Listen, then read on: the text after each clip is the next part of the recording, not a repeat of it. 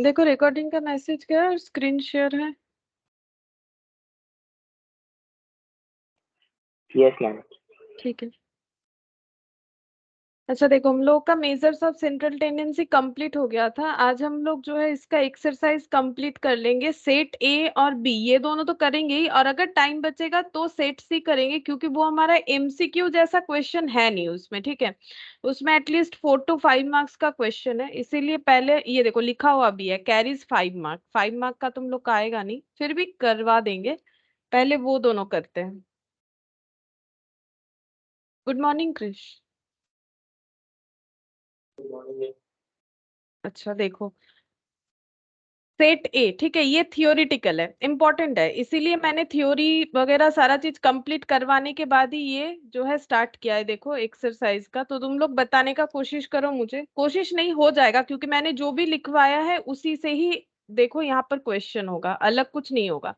यहाँ पर देखो बोला है राइट, यहाँ पर पहला क्वेश्चन देखते हैं क्या बोल रहा है। बोल रहा है कि measures of central tendency for a given set of observation measures. जो measures of central tendency chapter हम लोग पढ़ चुके हैं, मेजर्स ऑफ सेंट्रल टेंडेंसी हमें क्या मेजर करने में हेल्प करता है, ये हम लोगों ने डे 1 में ही देखा था जब मैंने पढ़ाना स्टार्ट किया था ये वाला चैप्टर। ये देखो, इसलिए मैंने सारा जो है जितना भी इसमें क्या बोलते हैं उसे, जैम बोर्ड था, मैंने सारा ओपन कर रखा है। ठीक है, ताकि हम तुम लोग को दिखा सके कि हम लोगों ने कहाँ कहाँ ये सारा चीज पढ़ रखा है। ये देखो यहाँ पर measures of central tendency start किया था, तब मैंने समझाया था कि क्या मेजर किया जाता है। लिखा हुआ है measures of central tendency for a given set of observation measure. क्या मेजर करता है? Scatterness of the observation, central location of the observation, both A and B, none of this. तो बोलो कौन सा आंसर लग रहा है, कौन सा आंसर सही लग रहा है, बता पाओगे? कौन सा आंसर सही लग रहा है, बताना तो चाहिए। Measures of central tendency, chapter का नाम ही तो है कि डेटा का सेंट्रल में जो क्लस्टर होने का टेंडेंसी है उसे मेजर करने को ही मेजर्स ऑफ सेंट्रल टेंडेंसी बोलते हैं। इसका मैंने सबसे अच्छा एग्जांपल दिया था। ये देखो, अगर हम लोग किसी का भी, बहुत सारे लोग जा रहे आ रहे रास्ते में, अगर देखोगे ना तो ज्यादा लंबा हमें कोई दिखेगा, ना तो ज्यादा शॉर्ट हाइट दिखेगा, मिडिल हाइट के लोग ज्यादा दिखेंगे, या फिर ना तो कोई ज्यादा ओवर वेटेड ना अंडर वेट, नॉर्मल वेट का पर्सन ही हमें ज्यादा दिखेगा। तो ये हमें मिडिल वैल्यू बताता है ना। तो इसका आंसर क्या होगा, बताओगे क्या होगा? ए बी सी डी में से कौन सा सही लग रहा है? बी। बी होगा। ठीक है, B, the central location of the observation. तो सेट ए का आंसर क्या हो जाएगा? 1 का बी हो जाएगा। ठीक है, तो 1 का बी हो जाएगा, यहाँ पर लिख देते हैं 1 का आंसर हम लोग का बी होगा। अच्छा, उसके बाद क्वेश्चन नंबर 2 देखो, ये सब इंपॉर्टेंट है, लेकिन क्योंकि एमसीक्यू में इस तरीके का ही आएगा, कैलकुलेटिव क्वेश्चन भी आता है, लेकिन स्टैटिस्टिक्स में हो या मतलब बेसिकली स्टैटिस्टिक्स में हमारा थियोरिटिकल काफी अच्छा पोर्शन जो है कैरी करता है। While computing the am from A group frequency, अगर हम लोग एम निकाल रहे हैं, कैसा data? Group frequency. Group frequency मतलब ऐसे 10 to 20, 20 to 30 ऐसे हो रहा है। ठीक है, वी एज्यूम दैट, हम लोग क्या एजम्पशन लेते हैं? Class are of equal length, सारे क्लासेस जो है इक्वल लेंथ के हैं, ये एजम्पशन लेते हैं। The classes have equal frequency, सारे क्लासेस का फ्रीक्वेंसी इक्वल है, ऐसा एजम्पशन लेते हैं। या फिर all the values of a class are equal to the mid value of that class, मतलब जो मीड वैल्यू निकालते हैं उसका ऐसा एजम्पशन लेते हैं कि सारे क्लासेस का इक्वल वैल्यू उसके मीड वैल्यू, मतलब क्लास का जो वैल्यू, जैसे 10 to 20 में बहुत सारे वैल्यूज है, 10 11 12 13 14 15 16 17 18 19। ठीक है, इस तरीके से इतना सारा वैल्यू है। इसका हम लोग मीड वैल्यू जब निकालते हैं, जब हम लोग ऐसे ग्रुप फ्रीक्वेंसी का मीड वैल्यू निकालते हैं, तो मीड वैल्यू जैसे मान लो इसका आ रहा है 15, ठीक है, इसका आ जाएगा हम लोग का 25। तो मीड वैल्यू जो निकालते हैं हम लोग ये मान के चलते हैं कि मीड वैल्यू जो है उस क्लास के वैल्यू को रिप्रेजेंट कर रहा है, या नन ऑफ दिस। कौन सा सही लग रहा है, बोलो कौन सा सही लग रहा है? Option C. ऑप्शन सी, ठीक है, ऑप्शन सी करेक्ट है, क्योंकि classes are of equal length, इसका कोई एजम्पशन लेने का जरूरत नहीं होता है, नॉर्मली इक्वल लेंथ का ही हम लोग निकालते हैं। अगर नहीं भी होगा तो भी कैलकुलेट हो जाता है, ऐसा कोई एजम्पशन नहीं लेते। हमें बोले एजम्पशन किस चीज का लेते हैं, हम लोग क्या एजम्पशन करते हैं कि मीड वैल्यू ही, क्योंकि देखो हम लोग कौन सा वैल्यू को ले, क्योंकि नॉर्मली हम लोग को फॉर्मूला क्या पता होता है, समेशन एक्स बाई एन, उसके बाद हम लोग summation F x by summation F, इस तरीके से फॉर्मूले में शिफ्ट होते हैं। उसके बाद हम लोग जब ऐसे करते हैं, मीड वैल्यू निकालते हैं, तो summation F into frequency into mid value divided by summation of F, ऐसा करते हैं। या फिर हम लोग जो है उसको स्टेप डेविएशन मेथड से भी कर सकते हैं, जब कैलकुलेशन हमारा बहुत ज्यादा हो जाता है, ठीक है। तो एफ इंटू एम करने से हम लोग क्या करते हैं, एक्चुअली हम लोग ये मानते हैं कि इस क्लास का यही वाला वैल्यू जो है हम लोग का मिडिल वैल्यू जो है वही क्लास के वैल्यू को रिप्रेजेंट कर रहा है, तो ऑप्शन सी हम लोग का करेक्ट आंसर होगा, ठीक है। इसीलिए तो मिड वैल्यू निकालते हैं, इसीलिए मिड वैल्यू निकाला जाता है। तो 2 का सी हो जाएगा, ठीक है। तो 2 का मैंने लिख लिया यहाँ पर सी। अच्छा, इसके बाद थर्ड नंबर देखो, बोल रहा है which of the following statement is wrong, ठीक है, रॉन्ग बोला है, कौन सा गलत है। Mean is rigidly defined, rigidly defined का मतलब है उसका एक पर्टिकुलर वैल्यू आना, तो मीन इज रिजिडली डिफाइंड, और जब मीन बोला जाता है तो हमेशा एरिथमेटिक मीन को बताया जाता है, ये मैंने लास्ट दिन बोला था कि अगर सिर्फ मीन बोले तो एरिथमेटिक मीन समझो। फिर बोल रहे हैं mean is not affected due to sampling fluctuation, sampling fluctuation से मीन अफेक्टेड नहीं होता है, ऐसा बोल रहा है। और बोल रहा है मीन का मतलब फिर से वही एरिथमेटिक मीन का बात हो रहा है, फिर से एरिथमेटिक मीन का बात हो रहा है। Arithmetic mean has some mathematical property, all of this, कौन सा रॉन्ग है पूछ रहा है, बोलो, पहले बोलो आंसर, फिर हम बताते हैं कि क्यों है, या फिर तुम लोग भी बता सकते हो, बोलो कौन सा रॉन्ग आंसर है।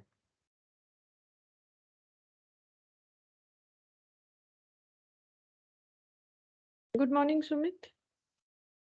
Good morning ma'am. बोलो कौन सा रॉन्ग आंसर है।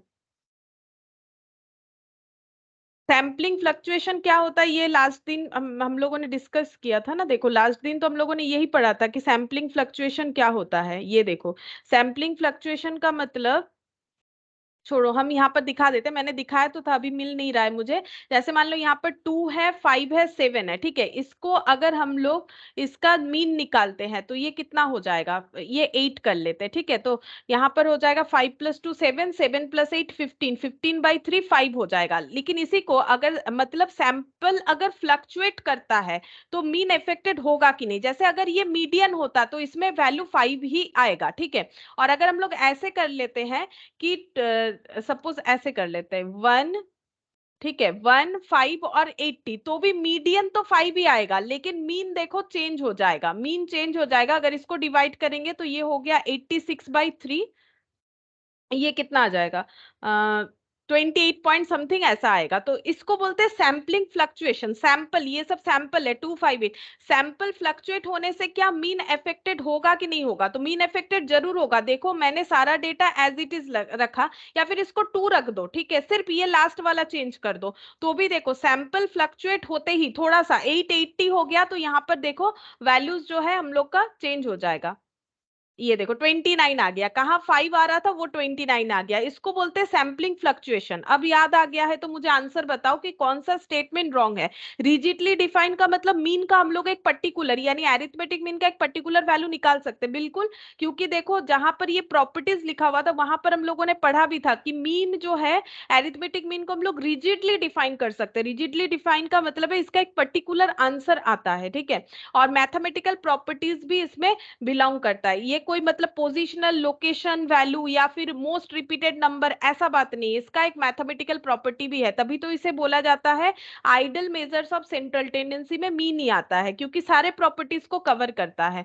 तो इसमें मुझे बोलो कि आंसर फिर कौन सा होगा। मैंने एक बार याद दिला दिया, जो एक बार हम लोगों ने लास्ट क्लास किया था वो मैंने एक बार याद दिला दिया, अभी मुझे इतना बताओ कि इसका आंसर क्या होना चाहिए, कौन सा रॉन्ग है, बोलो। डी है। बी होगा, ठीक है, थर्ड नंबर का बी होगा। फोर्थ नंबर देखो, फोर्थ नंबर में क्या बोला है, which of the following statement is true. अब बोल रहा है कौन सा स्टेटमेंट जो है वो ट्रू है, बोल रहा है usually mean is the best measures of central tendency, median is the best measures of central tendency, mode is the best measures of central tendency, GM is the best measures of central tendency. बोलो कौन सा true, कौन सा है। Mean. हाँ बोलो। ए, mean mean. है, हाँ मीन ए, 4 का ए हो जाएगा, ठीक है। Fifth number, for open and classification, open and classification हम एक बार याद दिलाते हैं कैसे होता है, जैसे कि बिलो 20 और यहाँ पर दे दिया जैसे मान लो 30 से 40, 40 से 50, फिर यहाँ पर दे दिया 50 एंड एबव, ठीक है। ऐसे करके जब रहता है उसे बोलते हैं ओपन एंड क्लासिफिकेशन। मतलब ये ओपन और and, open and classification, which of the following is the best measures of central tendency. अगर मेरा ओपन और एंड के डेटा का लिमिट मुझे नहीं पता, उसको बोला जाता है ओपन एंड क्लासिफिकेशन। कौन सा सेंट्रल टेंडेंसी यूज करने से बेस्ट रिजल्ट आएगा, एएम, जीएम, मीडियन या मोड। ये भी हम लोगों ने प्रॉपर्टीज में पढ़ा था। बोलो, अगर कॉपी में भी नोट डाउन होगा तो बता सकते हो, और अगर याद मतलब कंसेप्ट भी अगर याद है तो बोल सकते हो। मीडियन। मीडियन, करेक्ट, मीडियन, ठीक है। मीडियन, क्योंकि मीडियन जो है वो लोकेशन वैल्यू को बताता है, तो इससे कोई फर्क नहीं पड़ता है कि यहाँ पर ये कॉर्नर वैल्यू क्या है, इससे कोई फर्क नहीं पड़ेगा। इससे फर्क एम को पड़ जाता है, ठीक है, मीडियन को नहीं पड़ता है, क्योंकि वो तो लोकेशन मिडिल वैल्यू बताएगा। तो एंड मतलब एक्सट्रीम एंड का वैल्यू अगर हमारे पास मतलब उसका लिमिट हमें नहीं पता है तो कोई प्रॉब्लम नहीं है, मीडियन हमें बेस्ट जो है रिजल्ट देगा, ठीक है। तो यहाँ पर लिख देते हैं फिफ्थ नंबर का। ये देखो मैंने ना ये सारा चीज तुम लोग को लिखवाया था, तो ये देखो ओपन एंड क्लासिफिकेशन ये कौन सा बेस्ट होता है, ठीक है। ऐसा क्वेश्चन लेकिन आएगा, इंपॉर्टेंट है ये सब। अच्छा, फिर सिक्स नंबर में देखो, फिर आ गया the presence of extreme observations. Extreme observations का मतलब जैसे मान लो 2, 5, 10, 3, 7, 90। एक्सट्रीम मतलब ये दोनों, ठीक है, एकदम एंड वाला। Extreme observation does not effect, extreme observation कुछ भी हो, कौन सा measures of central tendency affected नहीं होगा, M, median, mode, any of this. बोलो। मीडियन। मीडियन, ठीक है। अभी अभी तो हम लोगों ने वही डिस्कस किया ना, फिफ्थ नंबर का भी तो उसी पे बेस्ड था, तो सिक्स नंबर का भी हम लोग का आंसर आ जाता है मीडियन। सिक्स नंबर का हो गया, ऑप्शन बी में था शायद मीडियन, देख लेते एक बार। हाँ, अच्छा, फिर बोल रहे हैं in case of an even number of observation. अगर ऑब्जर्वेशन इवन नंबर है, which of the following is median. Median का आंसर क्या होगा, जैसे मान लो 2, 5, 2, 5, 7 और ये हो गया 10, ठीक है। ये मैंने अरेंज करके ही लिख दिया, शॉर्टर टू ग्रेटर। ये इवन नंबर है, 1, 2, 3, 4, ठीक है। चार नंबर है, इसमें से मीडियन वैल्यू कौन सा होगा, कैसे निकाला जाएगा।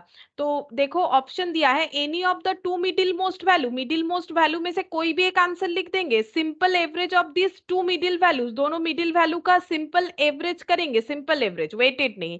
वेटेड एवरेज, अच्छा वेटेड दिया था, चलो मैंने बता ही दिया ऑप्शन में, मतलब weighted average of this two middle value ये नहीं होगा। मैंने अभी अचानक से बोल दिया ना, वेटेड नहीं होना चाहिए, चलो कोई बात नहीं। इससे ये तुम लोग को कंफर्म हो गया, ऑप्शन सी तो होने वाला है नहीं, तो ए, बी, सी, डी में से कौन सा होगा, बोलो। बी होगा। हाँ, simple average. Good morning Asima. Good morning ma'am. Option B होगा, ठीक है। ऑप्शन बी, सिंपल एवरेज करते हैं ना, 5 और 7। मैंने अभी जो एक मतलब नॉर्मल एग्जांपल लिया था उसमें 5 और 7 का एवरेज करोगे तो पता चल जाएगा मिडिल का वैल्यू कौन सा होगा। तो ऑप्शन बी होना चाहिए हम लोग का सेवेंथ नंबर का, ठीक है। तो हम यहाँ पर लिख लेते हैं सेवेंथ नंबर का ऑप्शन बी हो गया। अच्छा, अब नेक्स्ट लिखते हैं एट्थ नंबर। एट्थ नंबर में देखो क्या बोला है, the most commonly used measures of central tendency. बोलो सबसे कॉमनली यूज्ड कौन सा वाला मेजर्स ऑफ सेंट्रल टेंडेंसी, सबसे आसान क्वेश्चन, बोलो। Arithmetic mean. एरिथमेटिक मीन, यही तो सबसे पहले तुम लोग यही सीखते हो, ठीक है। एरिथमेटिक मीन, ये हम बोलते हैं ना कि तुम लोग ये मीन तो हमेशा ही करते हो, जब बचपन में मैथ्स वगैरह करते हो तो यही एम करते हो, ठीक है। तो ये कॉमनली यूज्ड जो है वो एरिथमेटिक मीन है। विच one of the following is not uniquely defined, ठीक है। जिसका एक एक वैल्यू नहीं होता यूनिकली, जिसे हम लोग डिफाइन नहीं कर सकते, मतलब जिसका कोई एक वैल्यू नहीं होगा, एक से ज्यादा वैल्यू हो सकता है, यूनिक नंबर वैल्यू नहीं देता है। ऐसा कौन सा वाला मेजर्स ऑफ सेंट्रल टेंडेंसी है, mean, median, mode, all of this. बोलो।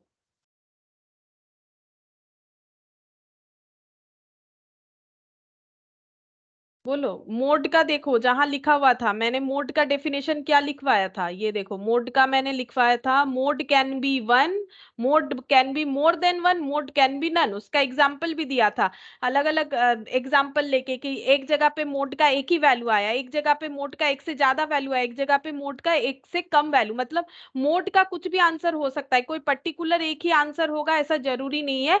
तो mode can be one, mode can be more than one, mode can be none, ठीक है। तो यहाँ पर यूनिकली डिफाइन कौन सा नहीं होगा, इसका मतलब मोड, ठीक है, इसका मतलब मोड हो जाएगा। 9th नंबर का ऑप्शन सी हम लोग का आंसर होगा, क्योंकि मोड का मोर देन वन आंसर आता है, ठीक है। बाकी सब यूनिक, मतलब ये यूनिकली डिफाइन हम लोग नहीं कर सकते हैं, ठीक है। इसका कोई एग्जैक्ट कोई एक रूल्स नहीं है कि इस तरीके से हम लोग बोल सकते हैं। अगर रिपीटेड नंबर जो है, जैसे मान लो 2 3 टाइम्स है, 10 3 टाइम्स है, तो दोनों ही हमें लेना पड़ेगा। तो यूनिकली डिफाइन नहीं हुआ, इसीलिए इसे हम लोग मोड को बोलते हैं कि मोड यूनिकली डिफाइन नहीं किया जा सकता है। और अगर हम लोग यहाँ पर देखेंगे ना, तो यहाँ भी देख सकते हो कि ये मैंने बोला भी था कि तुम लोग इसका अगर एक बार लिख लोगे, क्या बोलते हैं उसे, जो कॉपी से तुम लोग के मैट में जो भी प्रॉपर्टीज था उसे लिख लोगे, जो मैंने पॉइंट 1 2 3 4 करके लिखवाया था, तो तुम लोग के लिए समझने में आसानी होगा, ठीक है। तो जो भी हो, तो ये मोड होगा आंसर, मोड को यूनिकली डिफाइन नहीं कर सकते। फिर 10th नंबर का बोला है, देखो, which one of the following measures of central tendency is difficult to compute. कौन से मेजर्स ऑफ सेंट्रल टेंडेंसी को कैलकुलेशन करने में डिफिकल्ट माना गया है, मीन, मीडियन, मोड या जीएम? बोलो, ये भी लास्ट दिन वाला ही बात है, बोलो 10th का क्या होगा? Option D. Option D, GM. GM को डिफिकल्ट माना गया है कैलकुलेशन करने के लिए, ठीक है। ये देखो यहाँ पर लिखेंगे डी। ये सब कहाँ पर था, देखो, अगर तुम लोग याद नहीं कर पा रहे हो तो हम एक बार बता देते हैं। देखो कहाँ से ये सब था, मैंने लिखने के लिए भी बोला था, लेकिन बीच में छुट्टी हुआ तो शायद तुम लोग भूल गए होगे। ये देखो यहाँ पर, ये यहाँ से पढ़ के हम लोगों ने बताया था, ठीक है, कि कौन सा, ये देखो, एरिथमेटिक मीन को रिजिडली डिफाइन कर सकते हैं, मीडियन जो है सारे ऑब्जर्वेशन पे बेस्ड नहीं होता है, ये देखो, और जीएम को जो है सबसे ज्यादा डिफिकल्ट माना गया है कैलकुलेशन में, और होता भी है कंप्यूट करने में। ये देखो, GM and HM like AM possess some mathematical property. They are rigidly defined and based on all observation, but they are difficult to comprehend and compute. Calculate करना और समझाने में ये difficult होता है, और देखा भी है तुम लोगों ने, GM HM का कैलकुलेशन डिफिकल्ट होता है, और सबसे आसान तो AM होता है, कैलकुलेशन को कंप्रीहेंड करना भी, कंप्यूट करना भी, ठीक है। तो चलो हम लोग कर रहे थे क्वेश्चन नंबर 10, शायद 10 के बाद 11 होगा ना, 10, हाँ 11। अब देखो बोल रहा है, which measures of central tendency are, is या आर, एक आंसर हुआ तो इज, दो आंसर हुआ तो are, considered for finding the average rate. Rate निकालने के लिए कौन सा measures of central tendency use होता है, M, GM, HM, both B and C? देखो अगर कॉपी में नोट डाउन किए हो तो लास्ट पॉइंट मैंने यही बोला था, तीनों का यूज। ये देखो यहाँ पर अभी भी लिखा हुआ है। हाँ बोलो, और एक बार, आवाज नहीं आया। एचएम होगा। हाँ, 11 का डी होगा, डी होगा, बोथ बी एंड सी, ठीक है। 11 का हम लोग का डी होगा। ये देखो दोनों जो है रेट्स, स्पीड, ये सब निकालने के लिए यूज किया जाता है। यहाँ पर देखो मैंने क्या लिखवा है, एवरेज रेट निकालने के लिए। तो रेट निकालने के लिए हम लोगों का बी एंड सी, मतलब जीएम एचएम दोनों का ही यूज कर सकते हैं। इनके सब परसेंटेज रेशियो, रेट्स, स्पीड, इसमें भी लिख दो, इसमें भी रेट्स लिख दो, ठीक है। ये रेट्स के लिए ये भी यूज होता है। तो बेसिकली रेट्स, एवरेज रेट, ठीक है, एवरेज रेट निकालने के लिए, एवरेज तो ये तीनों ही है, मीन यानी कि एवरेज, ठीक है। तो अगर हमें एवरेज रेट्स वगैरह, स्पीड वगैरह, परसेंटेज रेशियो के लिए जीएम, ठीक है, और स्पीड के लिए एचएम, और रेट दोनों केस में ही एप्लीकेबल हो रहा है। अच्छा, अब 12th नंबर, ये बताओ, ये तो जो मॉडरेटली स्क्यूड अगर है डेटा, वो भी मैंने बताया था। स्क्यूनेस क्या होता है कि अगर टेल्स दोनों साइड बराबर है तो उसे बोलते हैं मॉडरेटली स्क्यूड, और अगर ऐसा है तो इधर स्क्यूनेस ज्यादा है, ऐसा है तो इधर स्क्यूनेस ज्यादा है। अगर डेटा हम लोग का मॉडरेटली स्क्यूड है तो मिडिल में ही हमें मीन, मीडियन, मोड मिल जाता है, और इससे जो रिलेशनशिप बिल्डअप होता है, ये चार में से कौन सा ऑप्शन था, बताओ। कॉपी देख के ही बताओ, अगर अभी याद नहीं है तो, एक बार बोलने से खुद से याद भी होगा। हाँ बोलो। Option A. Option A, mean minus mode equal to 3 into mean minus median, ठीक है। और ये इंपॉर्टेंट भी है, इससे हम लोग का ना एमसीक्यू आ सकता है, ठीक है। ये देखो हम लोगों ने ये वाला कहाँ देखा था, वो भी हम एक बार दिखाते हैं। ये देखो, इम्पेरिकल रिलेशनशिप मतलब ऐसा रिलेशनशिप जो एक्सपेरिमेंट करके देखा गया है, mean minus mode equal to 3 into mean minus median, ये देखो स्क्यूनेस के हिसाब से। अच्छा, अब 13 weighted average are considered. Weighted average हम लोग कब कैलकुलेट करते हैं? The data are not classified, जब डेटा क्लासिफाइड नहीं होता है। Data are put in the form of group frequency distribution, जब ग्रुप फ्रीक्वेंसी डिस्ट्रीब्यूशन में डेटा गिवन होता है। All the observation are not of equal importance both A and B. बताओ कौन सा होगा?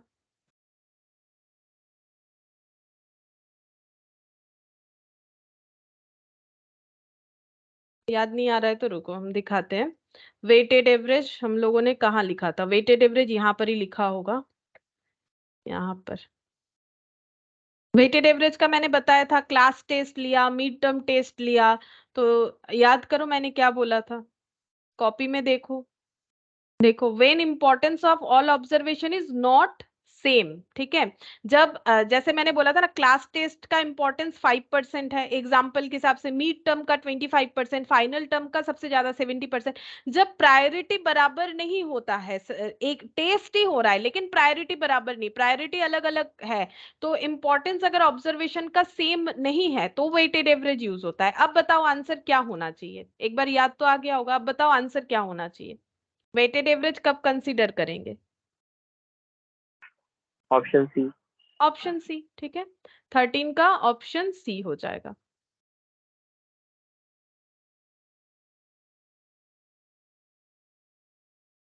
All the observation are not of equal importance, जब weightage या इंपॉर्टेंस इक्वल नहीं है या प्रायोरिटी इक्वल नहीं है। अच्छा, अब देखो क्या बोला है, which of the following result hold for a set of distinct positive observation. अगर ऑब्जर्वेशन डिस्टिंक्ट है तो एम जीएम एचएम में रिलेशन क्या होगा? इसका मैंने दो चीज बताया था, अगर डिस्टिंक्ट ऑब्जर्वेशन है तो क्या होगा, अगर नहीं है तो क्या होगा। फिर दोनों को कंबाइन करके भी आंसर दिखाया था, ठीक है। लेकिन यहाँ पूछा है अगर डिस्टिंक्ट है ऑब्जर्वेशंस तो कौन सा रिलेशनशिप होल्ड करेगा? बोलो कौन सा रिलेशनशिप होल्ड करेगा? कॉपी में देख के ही बता दो कौन सा रिलेशनशिप होल्ड करेगा। Option C. ऑप्शन सी, ठीक है। अगर डिस्टिंक्ट है तो ऑप्शन सी होल्ड होगा, ठीक है। डिस्टिंक्ट है तो ऑप्शन सी होल्ड होगा। यहाँ पर 14 का मैंने लिख दिया सी, हम एक बार दिखा भी देते हैं। देखो, अगर डिस्टिंक्ट है तो हम लोग का ऑप्शन सी होल्ड करेगा। यहाँ पर हम ये देखो, set of observation are same, अगर सेम होता है एम जीएम एचएम एक ही जैसा आंसर आएगा। मैंने एक एग्जांपल से भी बताया था, अगर डिस्टिंक्ट होता है तो हमेशा M greater than GM greater than HM, और कंबाइनली हम लोग बोल सकते हैं कि दोनों तरह का रिलेशनशिप अगर कंबाइनली बताते हैं तो always M greater than equal to GM greater than equal to HM. हड़बड़ी में क्या होता है, हम लोग ये वाला टिक कर सकते हैं, हो सकता है कि ये कंबाइनली वाला कर दिए, लेकिन यहाँ देखना पड़ेगा कि कैसे ऑब्जर्वेशंस के ऊपर रिलेशनशिप फाइंड आउट करने के लिए बोला गया है। तो 14 का हम लोग का आंसर ऑप्शन सी होगा। 15 में when a firm register both profit and loss, ठीक है। अगर किसी एक फर्म यानी ऑर्गेनाइजेशन का प्रॉफिट भी हो रहा है लॉस भी हो रहा है, which of the following measures of central tendency can not be considered. कौन सा मेजर्स ऑफ सेंट्रल टेंडेंसी को हम लोग यूज नहीं कर सकते हैं कुछ भी कैलकुलेशन करने के लिए? अगर फर्म का प्रॉफिट भी है लॉस भी है तो कौन सा मेजर्स ऑफ सेंट्रल टेंडेंसी हम लोग कंसिडर नहीं कर पाएंगे कैलकुलेट करने के लिए? मीन, एएम, जीएम, मीडियन या मोड? बोलो। वही वाला होना चाहिए जो नेगेटिव वैल्यू को कैलकुलेट नहीं कर पाएगा, जिसका कैलकुलेशन के तरीके में नेगेटिव वैल्यू नहीं आना चाहिए। याद करके देखो, मैंने बोला था कौन सा है, मैंने थोड़ा सा हिंट्स दिया, देखो अगर याद हो जाता है तो।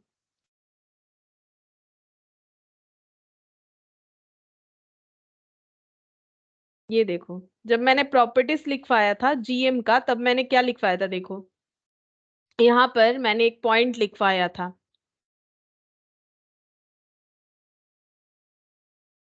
ये देखो यहाँ पर कहाँ चला गया, ये देखो कांट डिफाइन, ठीक है। ये देखो नेगेटिव वैल्यू अगर आ जाता है तो डिफाइन नहीं कर सकते, तुम लोग चेक करके देख सकते हो कैलकुलेटर में नेगेटिव का टू दी पावर नहीं निकाला जाता है, ठीक है। तो ये कांट डिफाइन हो जाएगा। तो इसका मतलब अगर प्रॉफिट और लॉस है तो डेटा पॉजिटिव भी आएगा डेटा नेगेटिव भी आएगा, तो फिर कौन सा कैलकुलेशन हम लोग का फेलियर हो जाएगा? जीएम का, क्योंकि जीएम नेगेटिव वैल्यू को कंसीडर नहीं कर पाता। इसीलिए ये सब पॉइंट इंपॉर्टेंट है और लिखना भी इंपॉर्टेंट है, क्योंकि मैथ में इतने मतलब इतना सारा डिटेल से कहाँ ढूंढोगे। तो इसीलिए ये देखो जीएम हो जाएगा आंसर 15th नंबर का, क्योंकि अगर प्रॉफिट हुआ और लॉस हुआ तो उस केस में लॉस के लिए हम लोग का जीएम जो है कैलकुलेशन नहीं करके दे पाएगा किसी तरीके से मीन को, ठीक है, उस फर्म का एवरेज प्रॉफिट या लॉस को नहीं कैलकुलेट कर पाएगा लॉस होने से। अगर सिर्फ प्रॉफिट हुआ तो बात अलग है।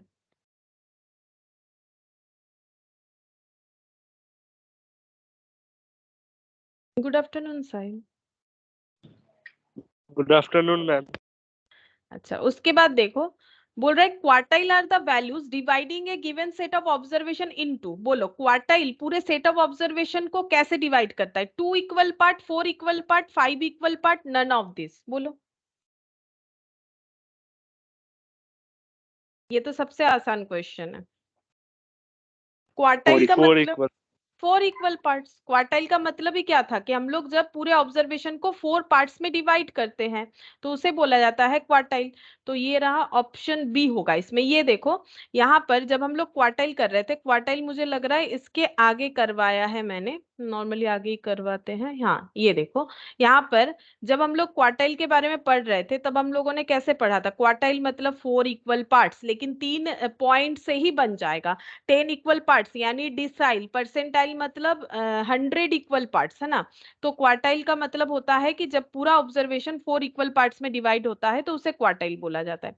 Quartile can be determine graphically using, ठीक है। अब ये जो है ये हम लोग का बेसिक जो स्टैटिस्टिक्स का था, मतलब जो इसके पहले वाला चैप्टर था वहां पर जब हम लोगों ने ये सब डायग्राम वगैरह पढ़ा था वहां पर मैंने बताया था कि क्वार्टाइल जो है वो कौन से ग्राफ से रिप्रेजेंट किया जा सकता है। तो तुम लोग को अगर कुछ याद है तो बोल सकते हो कि क्वार्टाइल कौन से ग्राफ से रिप्रेजेंट किया जाता है। वहां पर मैंने बोला था इंपॉर्टेंट है, पूछ लेता है। और मैंने बोला था क्वार्टाइल हम लोग नेक्स्ट चैप्टर में पढ़ेंगे, जो चैप्टर हम लोग का आज खत्म हो जा रहा है।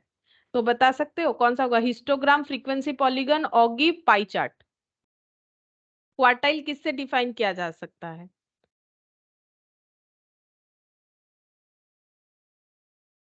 यहाँ पर भी है नहीं, ठीक है, लेकिन मुझे तो याद है, तुम लोग याद नहीं कर पा रहे हो।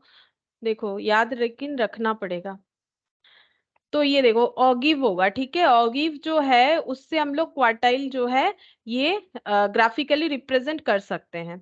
एक बार देखोगे प्रीवियस क्लास का, अगर कॉपी में लिखे हो तो बहुत ही अच्छा बात है, मिल जाएगा, ठीक है। अच्छा 18th नंबर देखते हैं। Which of the following measures possess mathematical property? कौन सा मैथमेटिकल प्रॉपर्टी को पॉजेस करता है? कौन सा measures of central tendency? AM, GM, HM, all of this. Mathematical property possess करता है कौन? एएम, जीएम, एचएम या all of this? all of these, all of this, ठीक है। ये एएम, जीएम, एचएम तीनों के तीनों मैथमेटिकल प्रॉपर्टी को पॉजेस करते हैं, ठीक है। तो ये डी होगा। मैथमेटिकल प्रॉपर्टी को पॉजेस नहीं करता है मीडियन और मोड, ठीक है। बाकी सभी मैथमेटिकल प्रॉपर्टी को पॉजेस कर लेता है। Which of the following measures satisfy a linear relationship between two variable? ठीक है। अच्छा पहले लीनियर रिलेशनशिप का मतलब बताते हैं। लीनियर रिलेशनशिप का मतलब है कि चेंज ऑफ स्केल और चेंज ऑफ ओरिजिन दोनों से इम्पैक्ट होता है। इसको बोला जाता है लीनियर रिलेशनशिप को, मतलब जो है एग्जिस्ट होना। लीनियर रिलेशनशिप एग्जिस्ट होने का मतलब है कि चेंज ऑफ स्केल और चेंज ऑफ ओरिजिन दोनों से इम्पैक्टफुल होना चाहिए। ऐसा कौन सा मेजर्स ऑफ सेंट्रल टेंडेंसी है? मीन है, मीडियन है, मोड है या ऑल ऑफ दिस? बोलो।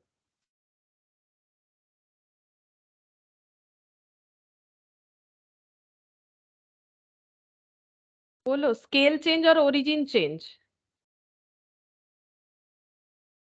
स्केल चेंज, ओरिजिन चेंज, बोलो। देखो हम दिखाते हैं, हम लोगों ने स्केल ओरिजिन चेंज को कितने डिटेल्स में पढ़ा था। ये देखो, नहीं तो तुम लोग को याद भी नहीं आएगा कि क्या है स्केल और ओरिजिन चेंज। एक सेकेंड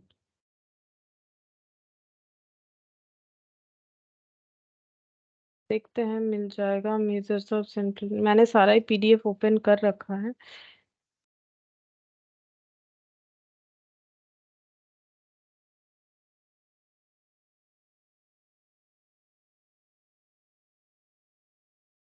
देखते हैं इसमें मिलेगा कि नहीं। नहीं ये तो वही वाला हो गया।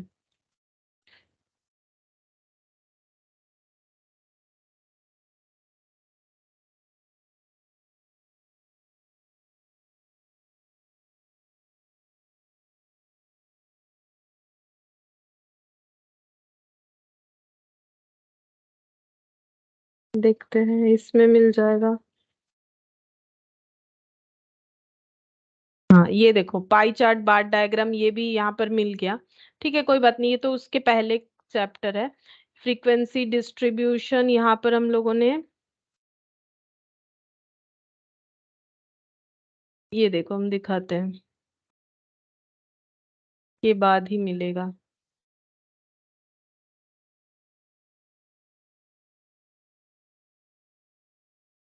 ये देखो ऑगिव का भी दिखा देते हैं। ये देखो ऑगिव का जो है कौन सा प्लॉट करने के लिए हेल्प करेगा, ये देखो क्वार्टाइल। इसलिए मैंने लिखवा दिया है, क्योंकि ना बाद में नहीं मिलता। It can be used for calculating quartile, ये मैंने बोला भी था, इंपॉर्टेंट है, इसको याद रखो, और यहाँ पर भी समझाया था। ठीक है, तो जो भी एक बार तुम लोग देखोगे तो याद हो जाएगा। और मुझे तो अभी मिला नहीं, चलो अभी ढूंढने में टाइम लग जाएगा, छोड़ो। तो ये देखो हम ये बता देते हैं कि जो मेजर्स ऑफ सेंट्रल टेंडेंसी में जितना सारा मेजर्स ऑफ सेंट्रल टेंडेंसी है, सारा का सारा जो है ओरिजिन चेंज और स्केल चेंज में इम्पैक्टफुल होता है। ठीक है, ओरिजिन चेंज और स्केल चेंज में इम्पैक्टफुल होता है, तो इसका आंसर हम लोग का होगा 19 का डी होगा। ठीक है, ऑल ऑफ दिस होना चाहिए। ठीक है, 19 का डी। चाहे एम देख लो, जीएम देख लो, एचएम देख लो, सारे ही जो है इम्पैक्टफुल होने चाहिए। तो यहाँ पर वो, अच्छा यहीं पर तो मिल जाना चाहिए। देख लेते हैं, रुको एक सेकेंड। ये देखो, ये वाला जो मैंने बताया था ना, ये देखो स्केल चेंज और ओरिजिन चेंज का मतलब, मैंने ओरिजिन का मतलब प्लस माइनस, स्केल का मतलब इनटू, और डिवाइड। मैंने बोला था कि सारा मेजर्स ऑफ सेंट्रल टेंडेंसी इस पे इम्पैक्टफुल होगा, ये मैंने एम का बताया था। और बाकी का मैंने और इतना डिटेल्स में कैलकुलेट करके नहीं दिखाया था, मैंने बोला था तुम लोग चाहो तो कैलकुलेट करके देख सकते हो। तो चाहे ओरिजिनल डेटा पे प्लस कर दो कुछ वैल्यू, माइनस कर दो, या इंटू कर दो, या डिवाइड कर दो, या दोनों इम्पैक्ट लेके आ जाओ, जैसे इंटू प्लस या डिवाइड माइनस, तो इम्पैक्टफुल होगा।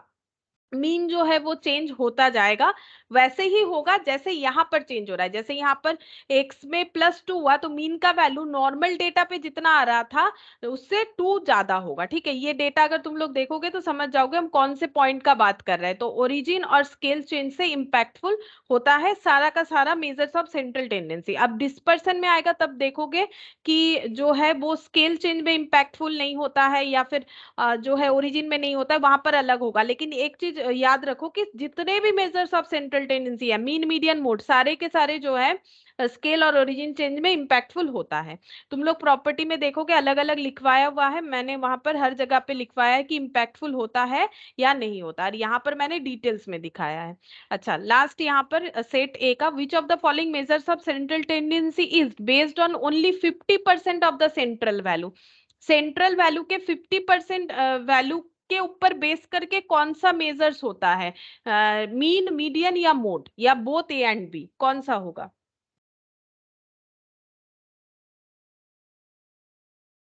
50% मतलब तो आधा। तो आधा जो मतलब आधा डेटा के ऊपर बेस करके जो आंसर हम लोग निकालते हैं, मिडिल वैल्यू के ऊपर बेस करके, तो फिर ये हम लोग का कौन सा मेजर्स ऑफ सेंट्रल टेंडेंसी से होता है, वही तो पूछ रहा है।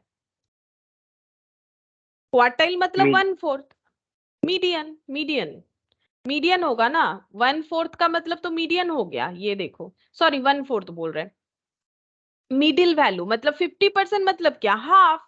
ये देखो n/2 करते हैं ना, हाफ होता है 50% का मतलब। यहाँ पर भी देखो मैंने लिखवाया था, ये यहाँ देखते हैं, ये देखो, ये देखो यहाँ पर 2 इक्वल पार्ट्स यानी 50%, 50% हुआ ना, इधर आधा इधर आधा। तो क्या बोला है कि विच of the following measures of central tendency is based on only 50% of the central value, तो मीडियन होगा।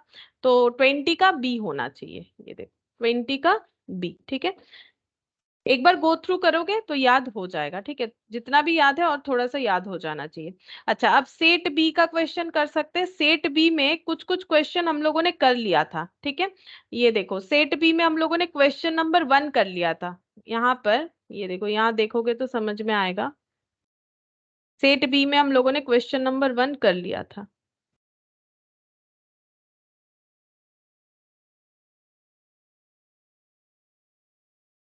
यहाँ पर कुछ क्वेश्चंस किया हुआ था, लाइक ये वाला सेट बी क्वेश्चन नंबर 1 कर लिया था, और क्वेश्चन नंबर 10।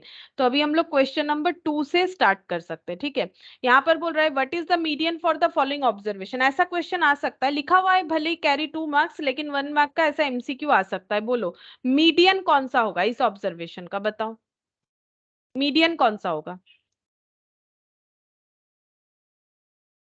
मीडियन कैसे निकालोगे? पहले इसको अरेंज करना है। देखो तुम लोग भूल गए हो या कैलकुलेट कर रहे हो, मुझे नहीं समझ में आ रहा है।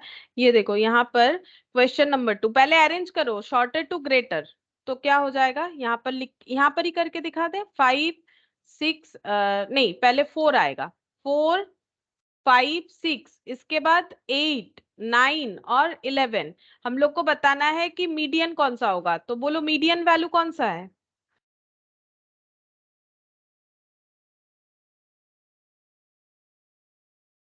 बोलो मीडियन वैल्यू कौन सा होगा? दोनों का एवरेज करना होगा, अभी थोड़ी देर पहले ही तो बता रहे थे। बोलो। 7 7 6 + 8 डिवाइडेड बाई 2,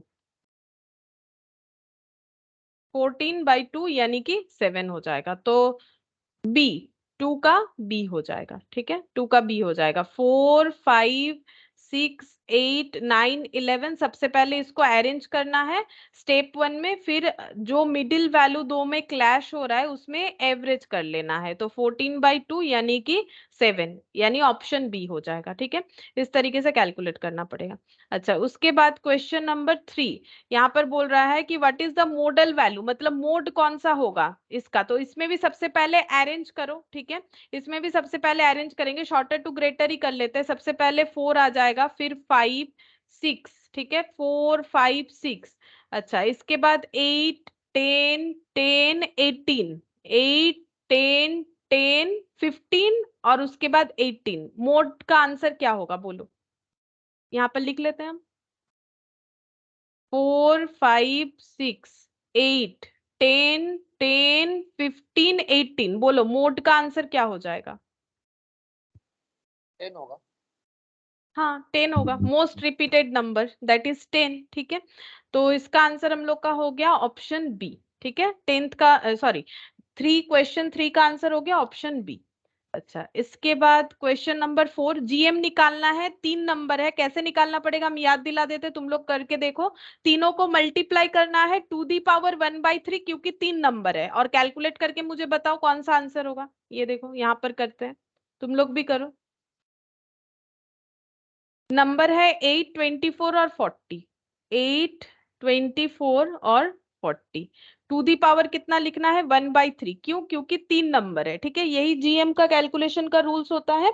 अब जीएम हम लोग निकालेंगे, कैसे निकालेंगे देखते हैं। देखो, ये 2 टू दी पावर 3 लिख दो, और ये कितना हो जाएगा? 24 को कितना लिख सकते हैं? 24 को हम लोग लिख सकते हैं 2 टू दी पावर 3 इंटू 3। और 40 को कैसे लिखेंगे? 2 to the power 3 into 5 whole to the power 1/3। तो हम लोग ऐसे लिख सकते हैं 2 टू दी पावर 3 + 3 + 3, मतलब 3 + 3 6 + 3 9। ठीक है, into 3 into 5 to the power 1/3। अब पावर जो है सारे वैल्यूज पे डिस्ट्रीब्यूट हो जाएगा। 2 to the power 9 into 1/3, 3 to the power 1/3, 5 to the power 1/3। मतलब हम लोग इसको ऐसे लिख सकते हैं, ये 3 से कैंसिल हो जाएगा, तो ये हो गया हम लोग का 2 टू दी पावर 3। 9 और 1/3 कैलकुलेट हो गया, और ये 3 टू दी पावर 1/3 और 5 टू दी पावर 1/3। इसको हम लोग 15 कर लेते हैं। देखो यहाँ पर ना 15, देखो ऐसा ऑप्शन दिया दिख ही रहा है कि सी होगा। हम इसको कैलकुलेट करके दिखाते हैं। एक काम करते हैं, ये दोनों को एक ही जगह पे रखते हैं, तो मतलब आंसर के साथ मैच करने में आसानी हो जाएगा। यहाँ पर हो गया, तो 15 टू दी पावर 1/3। ठीक है, तो 2 टू दी पावर 3 का मतलब 8 हो गया, और 1/3 को हम लोग ऐसे लिख सकते हैं, ऐसे। ठीक है, ये वाला हम समझा देते क्यों ऐसा लिख रहे हैं। तो आंसर ऑप्शन सी होगा। पहला बात है, देखो अगर हम लोग ऐसे लिखते हैं ना √4, इसका मतलब है कि इम्प्लाइड है कि यहाँ पर 2 है, तो एक्चुअली ये 4 टू दी पावर 1/2 होता है। इसी वजह से ये 2 टू दी पावर 2 और 1/2 दोनों कैलकुलेट होके 2 निकल के आता है। ठीक है, तो 2 को लिखना जरूरी नहीं है, लेकिन बाकी 2 के अलावा अगर कुछ और होता है लाइक 3 4 5, तो वो लिखना जरूरी होता है। तो ये देखो 3 टू दी पावर 1/15 का मतलब 15 टू दी पावर 1/3, वही तो था, उसी को मैंने चेंज करके लिखा। अगर मान लो ऐसे होता 15 टू दी पावर 1/7, तो हम लोग क्या लिखते? 7th root of 15। ठीक है, 15 का 7th रूट, इसको बोलते हैं सेकेंड रूट, इसको बोलते हैं थर्ड रूट। ठीक है, तो ये जो है प्रेजेंटेशन करने का तरीका है। तो ये रूल्स होता है कि यहाँ पर अगर कुछ नहीं लिखा हुआ है तो इम्प्लाइड 2 है, और अगर लिखा हुआ है तो उतना मानना पड़ेगा। तो यहाँ पर 3, ये 1/3 को हम लोग ऐसे रिप्रेजेंट कर सकते हैं। और अगर नहीं करना चाहो, समझ में आ जाता है, तो यहाँ से देख के हम लोग बोल सकते हैं कि आंसर ये होगा। ये रूट के अंदर है और ये मल्टीप्लीकेशन है, 8 इंटू 15 का थर्ड रूट इसको बोलेंगे। ठीक है, इस तरीके से रीड होगा। तो फोर्थ का आंसर सी हो गया। अब फिफ्थ नंबर देखते हैं। अच्छा, फिफ्थ नंबर में देखो यहाँ पर,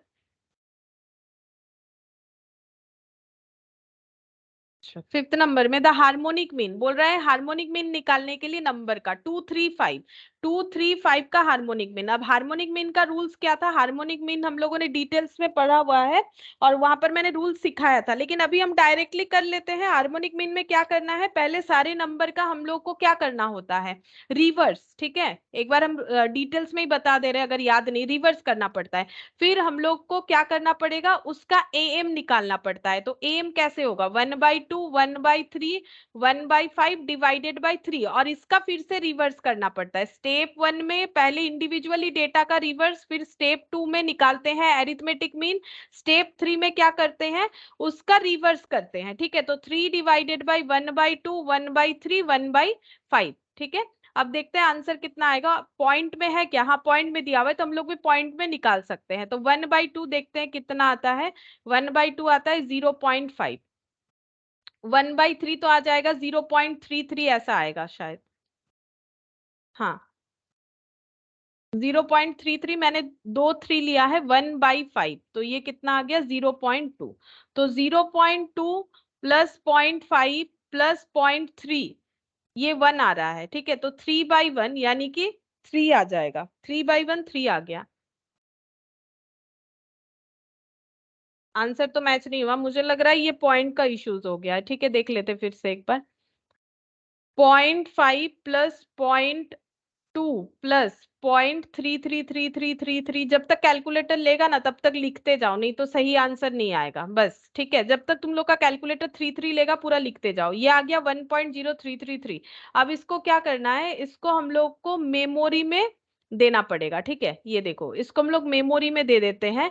और मेमोरी में क्यों देंगे, 3 डिवाइडेड बाई करना है, 3 डिवाइडेड बाई मेमोरी रिकॉल। ठीक है, अब देखो आंसर 2.9, ये मैंने क्यों किया, देखो 2.9 आंसर आया ना, नहीं तो मैच नहीं हो रहा था। 2.90 क्यों नहीं हो रहा था, क्योंकि मैंने सिर्फ 0.3 लिया था, लेकिन एक्चुअली आंसर सिर्फ 0.3 नहीं है, 0.3333 चलता ही जा रहा है। तो ये हम लोग कितना लिखें, देखो इसका एक ही मतलब सोल्यूशन है, इसको हम लोग कैलकुलेटर में तब तक लिखते जाएंगे जब तक ये हम लोगों का कैलकुलेटर इसको ले पाएगा। ठीक है, कैलकुलेटर में 0.33 जब तक हम लोग लिख पाएंगे तब तक लिखना पड़ेगा। टोटल जितना आएगा उसको नीचे रखना है, 3 डिवाइडेड बाई उतना करना है, तब जाके हम लोग का आंसर जो है एग्जैक्ट आंसर आएगा। ऑप्शन के साथ हम लोग मैच कर पाएंगे, नहीं तो कंफ्यूज हो जाएंगे। ठीक है, 2.90 हम लोग का आंसर आएगा। ये देखो आ रहा है 2.90, अगर वैसे करके करोगे तभी आंसर समझ में आएगा एग्जैक्ट कौन सा आंसर होगा। तो 5 का सी हो जाएगा, यहाँ पर लिख देते हैं 2.90 आ रहा है। ठीक है, या फिर और एक चीज से चेक कर सकते हो, अगर इसको नॉर्मल एलसीएम करके करोगे ना तो आंसर आ जाएगा, वो भी हम दिखाते हैं, लेकिन वो थोड़ा टाइम टेकिंग होगा। 235 का एलसीएम हम लोग का होता है 30। ठीक है, चेक करके देख सकते हो। तो ये हो जाएगा 15, 10 और 2, तो 3, और यहाँ पर हो गया 15, 10 10 20 27 बाई, यहाँ पर ये 6 होगा। अच्छा, हाँ, एक सेकेंड, ये 6 हो जाएगा, 31। ठीक है, डिवाइडेड बाई 30। अब इसको चेक करते हैं, 3 इंटू 30/31, 90/31। अब 90/31 कैलकुलेटर पे करके देखेंगे तो डायरेक्टली आंसर आ जाएगा 90/31। ये देखो आ रहा है 2.90। ठीक है, तो ऐसे करके चाहो तो कर सकते हो, लेकिन इसमें क्या होता है, टाइम लगता है, इतना सारा कैलकुलेशन करने में गलत होने का चांसेस भी होता है। और अगर ऐसे कर लोगे, कुछ नहीं, बस तुम लोगों का अगर ऐसा कोई डिजिट आ रहा है लाइक जो है चलता जा रहा है 0.3333, तो उसको पूरा लिखो, कैलकुलेटर जितना तक ले पा रहा है, तो उससे तुम लोग को करेक्ट आंसर मिल जाएगा। सिक्स्थ नंबर देखते हैं, सिक्स्थ नंबर में क्या बोला है, if AM and GM for two numbers are 6.50 and 6, then the two numbers are, दो नंबर का AM 6.50 है, GM 6 है, तो वो कौन से दो नंबर है? तो ऑप्शन से चेक करो, ये दो नंबर का AM कितना होगा, GM कितना होगा, ये दो नंबर का AM GM, ये दो नंबर का AM GM, ये दो नंबर का AM GM, जिसमें से ये दोनों आंसर आएगा वही हम लोग का करेक्ट आंसर होगा। बोलो कौन सा होगा, चेक करके देखो। ऑप्शन ए से चेक करते हैं, ऑप्शन बी हो। बी होगा करेक्ट। ये देखो ऑप्शन ए से नहीं होगा, 6+7 डिवाइडेड बाई 2 करने से 6.5 जरूर आ रहा है, लेकिन जब जीएम निकालोगे तो क्या करना पड़ेगा, 6 into 7 to the power half, यानी कि इसका रूट करो कैलकुलेटर पे, तो ये तो 6 आना चाहिए ना, ये पॉइंट में आ रहा है तो ये नहीं होगा। लेकिन बी से हो जाएगा, ये देखो 9+4 डिवाइडेड बाई 2 करने से 6.5 आ रहा है, ठीक है, और 9 इंटू 4 करने से आता है 36, और 36 का अगर हम लोग स्क्वायर रूट करते हैं तो वो 6 आ जाएगा, यानी जीएम 6 हो जाएगा। तो सिक्स का ऑप्शन बी आंसर हो जाएगा, सिक्स का ऑप्शन बी होगा। 9+4 डिवाइडेड बाई 2 6.5 और 9 into 4 to the power half, यानी कि 36 का टू दी पावर हाफ यानी 6 हो जाएगा, तो सिक्स का ऑप्शन बी हो गया। अच्छा, सेवेंथ नंबर में देखो क्या बोल रहा है, बोल रहा है कि if the M and H M for two numbers are 5 and 3.2 then GM will be. तो इसको कैलकुलेट करने के लिए हम लोगों ने एम जीएम और एच एम में एक रिलेशन देखा था, उसका यूज करेंगे। देखो हम याद दिला देते हैं अगर याद नहीं है तो। ऐसा एक रिलेशन है, M into H M equal to GM square होता है, ठीक है, ये एक रिलेशन होता है, ये मैंने लिखवाया हुआ है, एक बार यहाँ से एक बार देख लो, फिलहाल कॉपी में भी मिल जाएगा तुम लोग को। अब बोला है एम बता दिया, एच एम बता दिया, जीएम निकालना है, तो एम 5 है, एच एम 3.2 है, तो जीएम कितना होगा ये बताना है। बोलो जीएम कितना होगा, कैलकुलेट करके बताओ जीएम कितना होगा।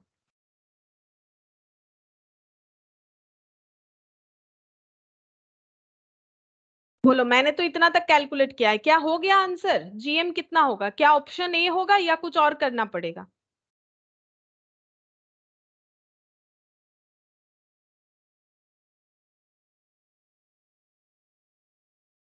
बोलो सेवेंथ का आंसर GM तो क्या फोर। होगा, 4 होगा, ठीक है। ये जीएम स्क्वायर है, अगर तुम लोग जीएम स्क्वायर 16 है और उसका, क्योंकि जीएम स्क्वायर तो पूछा नहीं है, पूछा है जीएम बता दो, तो 16 अगर टिक कर देते हो गलत हो जाएगा, तो ऑप्शन डी होगा, 4 होगा, ठीक है। यहाँ पर ये हो जाएगा √16 यानी कि 4, ऑप्शन डी। इसीलिए मैंने पूछा कि और कुछ करना है या फिर यही फाइनल आंसर हो जाएगा।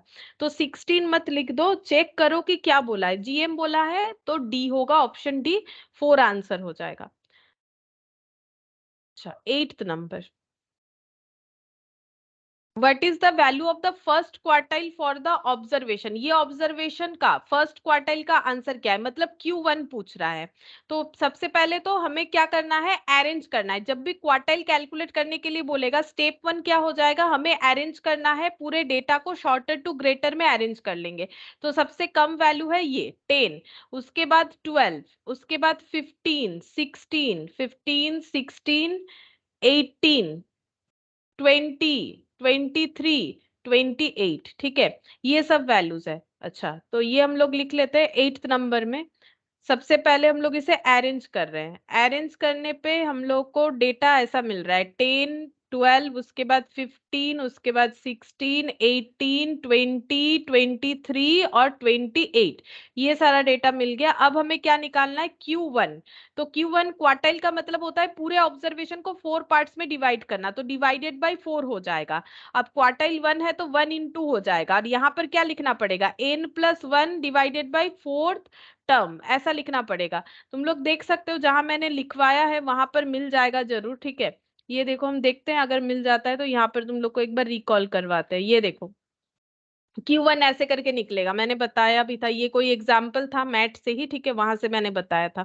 तो n+1 डिवाइडेड बाई 4, ये n+1 तब लेना पड़ता है जब डिस्क्रीट वेरिएबल है, n/4 तब लेते हैं जब फ्रीक्वेंसी वाला क्वेश्चन रहेगा। तो 1 है तो इसीलिए क्वार्टाइल 1 है तो 1 इंटू होगा, n मतलब how many numbers, 1 2 3 4 5 6 7 8, 8+1 divided by 4,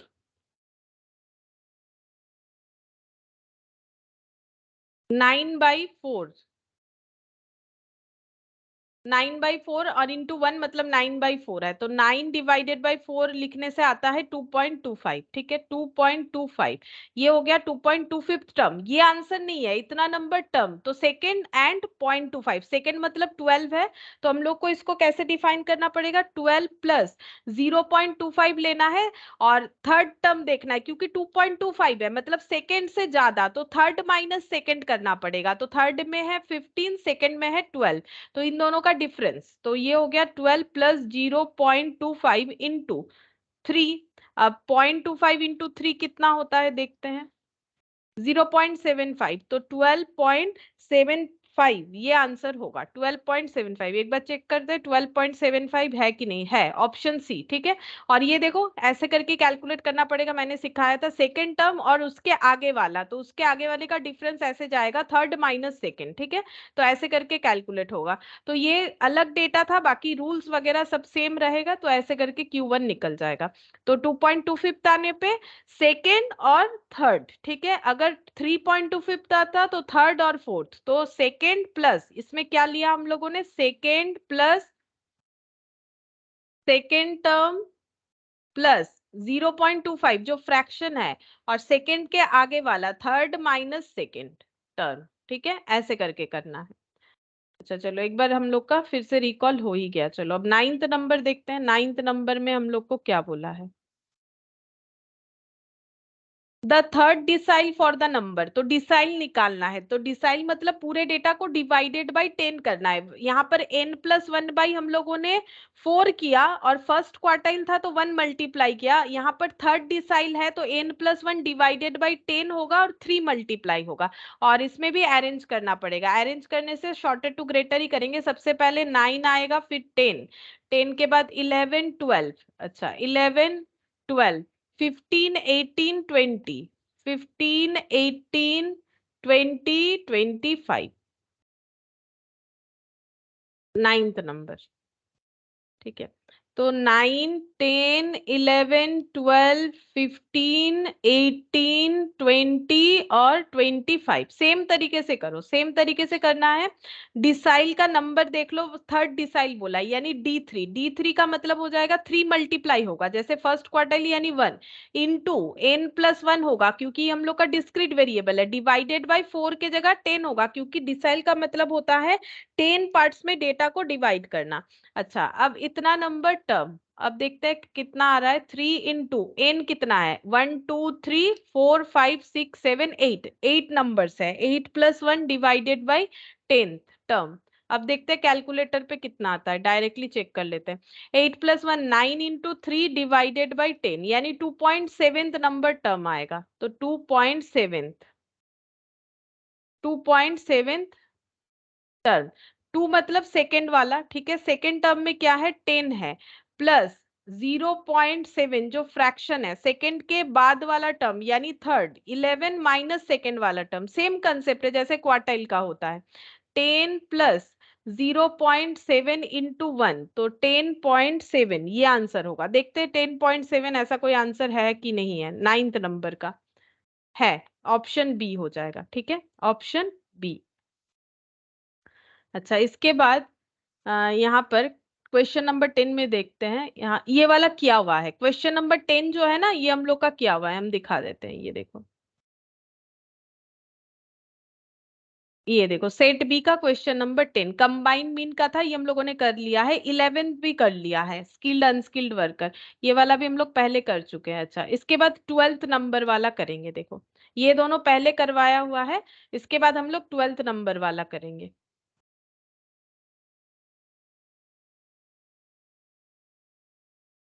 इसमें देखो बोल रहा है if there are two groups with 75 and 65 as harmonic means and contain 15 13 observation, then the combine HM, हम लोग को combine HM निकालने के लिए बोला है। तो सबसे पहले combine HM बोलते ही हमें ये याद करना पड़ेगा कि combine HM में फॉर्मूला कैसे लगता था।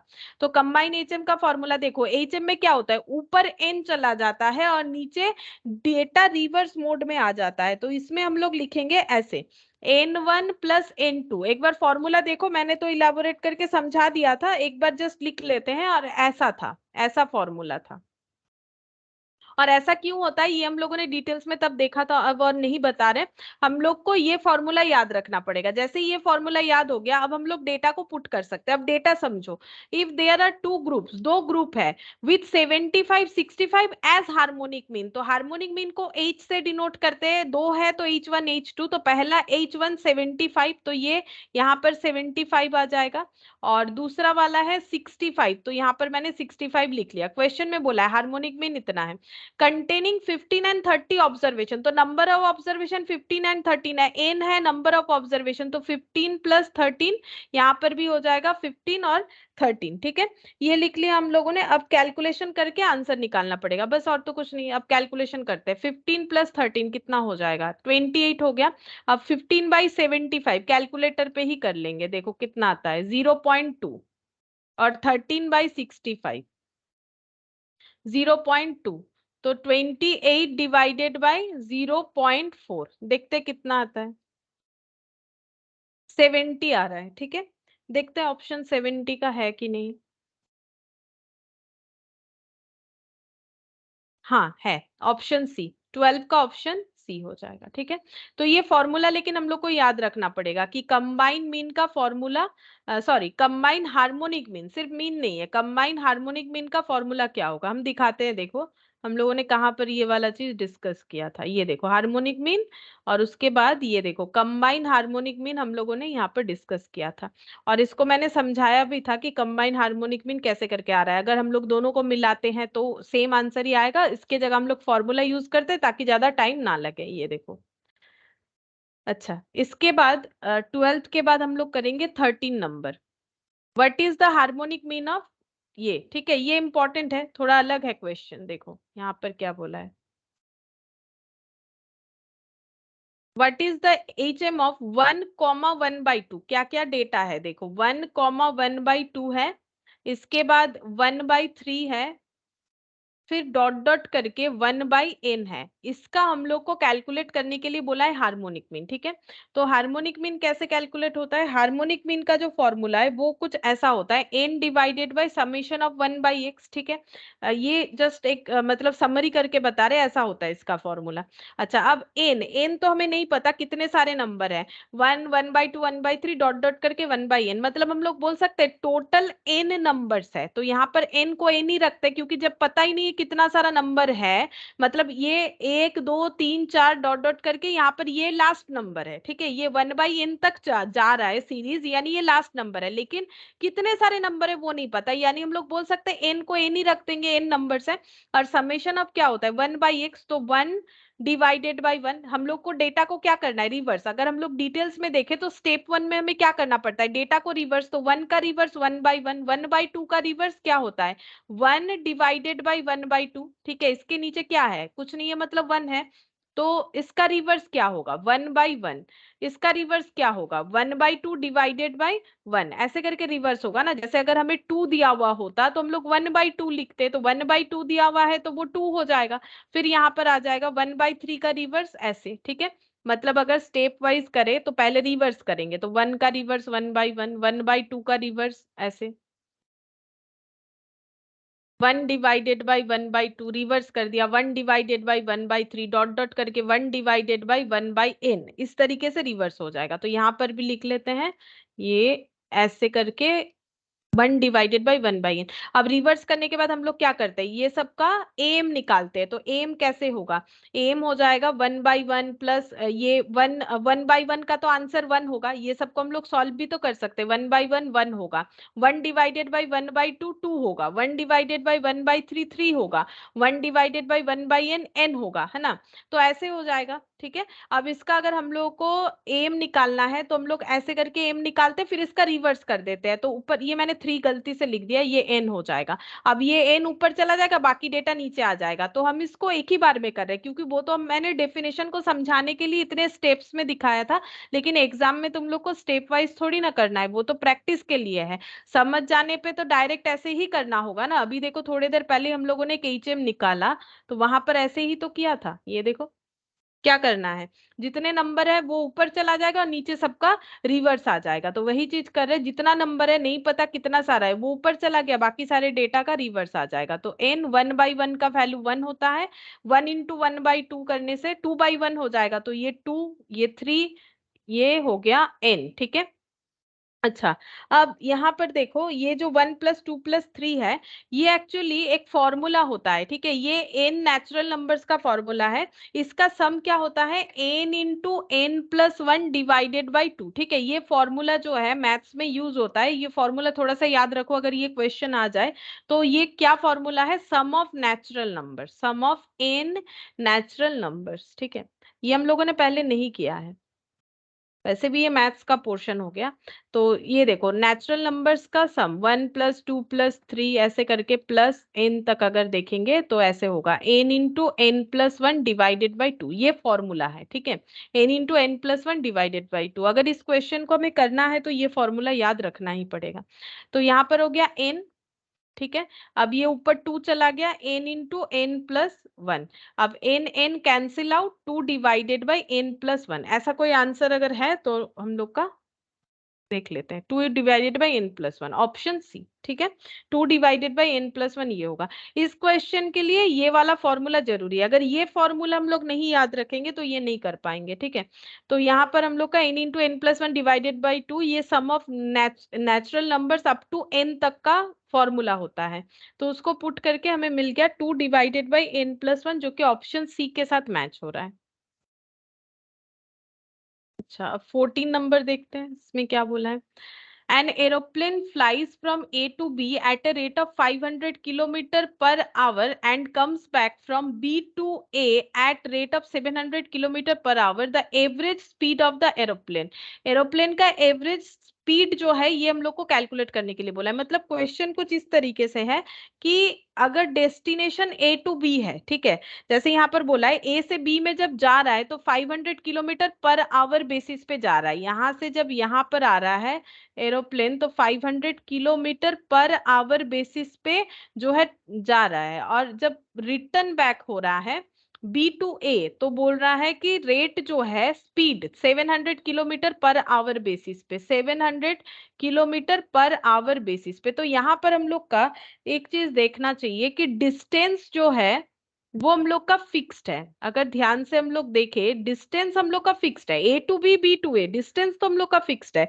जो वेरी कर रहा है वेरिएबल क्या है, वेरिएबल पोर्शन हम लोग का स्पीड है। ठीक है, क्योंकि यहां से यहाँ पर kilometre, sorry per hour 500 kilometre, यहाँ पर आवर 700 किलोमीटर, और हम लोग को बोल रहा है कि एवरेज स्पीड बता दो। ठीक है, अच्छा अब स्पीड के लिए हम लोग क्या यूज कर सकते हैं, यहाँ पर देखो मैंने जो लिखवाया था वहां पर मैंने बोला था ना कि स्पीड के लिए हम लोग क्या यूज कर सकते हैं, HM। ठीक है, तो हम लोग हार्मोनिक मीन से इसका आंसर निकालेंगे जो स्पीड के लिए ज्यादा अप्रोप्रिएट होगा। तो एवरेज स्पीड के लिए हम लोग को निकालना चाहिए हार्मोनिक मीन।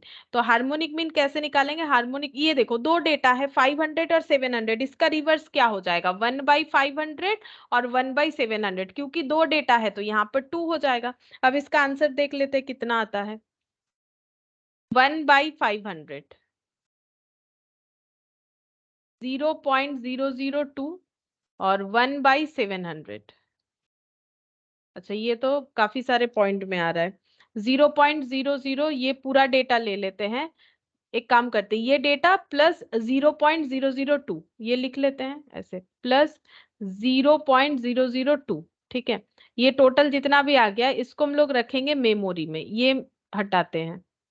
ठीक है, इसको मेमोरी में रख लेते हैं। फिर 2 divided by memory recall, 2 divided by memory recall, तो इस पे देखते हैं कितना आंसर आता है, 583.33। ठीक है, ये डायरेक्टली कैलकुलेटर पे हो जाएगा, 583.33। देखते हैं आंसर है कि नहीं, 583.33 km/h, तो ऑप्शन बी हो जाएगा। इसको तुम लोग चाहो तो एलसीएम करके भी निकाल सकते हो, उसमें भी आंसर आ जाएगा। अगर इस तरीके से नहीं करना चाहते हो तो 500 और 700 का पहले एलसीएम करना पड़ेगा, जो कि 3500 होगा। यहाँ पर आ जाएगा 7 और यहाँ पर आ जाएगा 5। ठीक है, तो 2 और ये हो गया हम लोग का 12/3500, तो 2 इंटू 3500 डिवाइडेड बाई 12, ये देखो 2 इंटू 3500 डिवाइडेड बाई 12, तो आ जा रहा है आंसर 583.33। लेकिन कैलकुलेटर से ही प्रैक्टिस करो ना, ये ज्यादा बेटर होगा। ये 1/700 करने से जितना आ रहा है, फिर 1/500 करने से जितना आ रहा है, उन दोनों को ऐड कर लो, उसको मेमोरी में रखो, फिर 2 डिवाइडेड बाई मेमोरी रिकॉल कर लो, डायरेक्टली आंसर आ जाएगा। अच्छा 14, इसके बाद 15 नंबर करते हैं। अच्छा 15th नंबर भी ना हम लोग कर चुके हैं, ये देखो हम दिखा देते हैं। 15th नंबर जो है ये हम लोग का हो चुका है।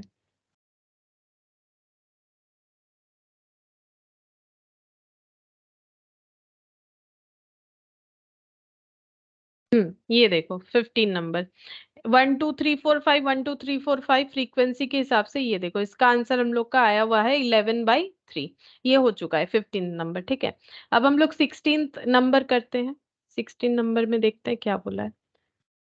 15 हटा देते हैं। 16 नंबर में देखो क्या बोला है। यहाँ पर बोल रहा है two variables x and y are given by, दो वेरिएबल्स का रिलेशन दिया हुआ है y equal to 2x-3, linear relationship दिया हुआ है। क्या दिया हुआ है? y equal to 2x-3। ठीक है, फिर बोल रहा है मीडियन ऑफ x इज 20, तो x का जो मीडियन वैल्यू है वो है 20, ये हमें गिवन है। पूछ रहा है कि मीडियन ऑफ y क्या होगा, y का मीडियन वैल्यू क्या होगा, क्योंकि स्केल और ओरिजिन चेंज दोनों पे ये इम्पैक्टफुल होता है, तो इस वजह से y equal to a plus B X जो आता है उसमें मीडियन, ये देखो एक्चुअली हम लोग को क्या करना है ऐसे क्वेश्चन में, सिंपल हमें क्या देखना है, हमें x का मीडियन बता दिया, y का मीडियन निकालना है, तो y का मीडियन इक्वल टू क्या हो जाएगा, 2 इंटू ये x का, मतलब x का मीडियन वैल्यू पुट करने से ही आंसर आ जाएगा, क्योंकि ओरिजिन और स्केल चेंज दोनों पे इम्पैक्टफुल होता है ना। ये देखो जब हम लोगों ने ओरिजिन स्केल चेंज सीखा था तो वही तो सीखा था कि कैसे करके इम्पैक्टफुल होता है, ये मैंने अरिथमेटिक मीन का बताया था। मीन मीडियन में भी सेम ही चीज फॉलो होगा। तो यहाँ पर हो गया 40-3 यानी कि 37। अब ऑप्शन देखते हैं 37 है कि नहीं है। ये देखो ये हम बताते हैं कैसे, कितना इम्पैक्टफुल होगा, जितना मल्टीप्लाई और जितना माइनस हुआ है उतना ही इम्पैक्टफुल होगा। मतलब ओरिजिनल डेटा जो था उसका जो मीन आया था, यहाँ मीन है, चलो इसका मीडियन भी निकालोगे तो सेम तरीके से ही होगा, जैसे 8 10 12 और 10, इसका मीडियन निकालने से ऐसे होगा 8 10 10 12, फिर उसका मीडियन निकालना पड़ेगा, एवरेज वगैरह करना पड़ेगा क्योंकि इवन नंबर आएगा। हम यहाँ से एक बार बताते हैं, देखो इसका जब हम लोगों ने मीन निकाला तो 10 आया। ठीक है, अब यहाँ पर अगर हम लोग इसका इम्पैक्ट देखते हैं, यहाँ स्केल और ओरिजिन दोनों है, तो यहाँ 10 आया, यहाँ 23 आया। जब हम लोग इस पे इस डेटा पे 2 मल्टीप्लाई करके 3 ऐड किए, 2x किए, मतलब 8 इंटू 2 16 प्लस 3 19, 10 इंटू 2 20 प्लस 3 23, ऐसे करके डेटा बिल्डअप किया हम लोगों ने 2x प्लस 3 बेसिस पे, और उसका हम लोगों ने मीन निकाला, तो आंसर 23 आया। एक्चुअली 10 से 23 कैसे आया, 10 इंटू 2 करेंगे, क्योंकि हम लोगों ने ओरिजिनल डेटा पे 2 मल्टीप्लाई किया था और 3 ऐड किया था जिसपे 23 आ रहा है, तो वही चीज हम लोग कर रहे हैं। अगर हम लोगों के पास कोई इक्वेशन का एक मतलब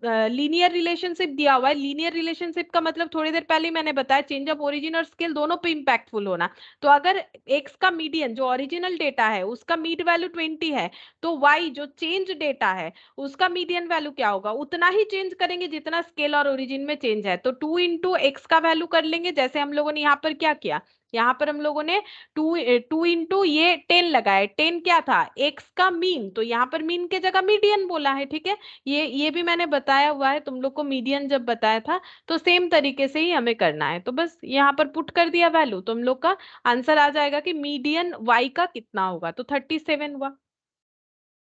अच्छा उसके बाद 17, अच्छा ऐसा क्वेश्चन लेकिन काफी इंपॉर्टेंट है, ये भी हम बता देते हैं, ये ऐसा क्वेश्चन आता ही है, चाहे मीन से आ जाए, चाहे मीडियन से, चाहे मोड से, नॉर्मली आता है। ठीक है, अब देखो क्या बोल रहा है, if the relationship between two variable U and V are given by, U और वी दोनों वेरिएबल का रिलेशन दे रखा है, क्या दिया है, 2u plus v plus 7 equal to 0, यहाँ पर लिख ले एक बार, 2u प्लस v प्लस 7 इक्वल 0। ठीक है, अच्छा अब देखो यहाँ पर बोल रहा है find A and if the M of u is 10। ठीक है, एम जो है u का 10 है। ठीक है, तो एम जो है u का, एम ऑफ u या फिर u एम लिख लो, ये 10 है। अच्छा मतलब u बार 10 है बेसिकली।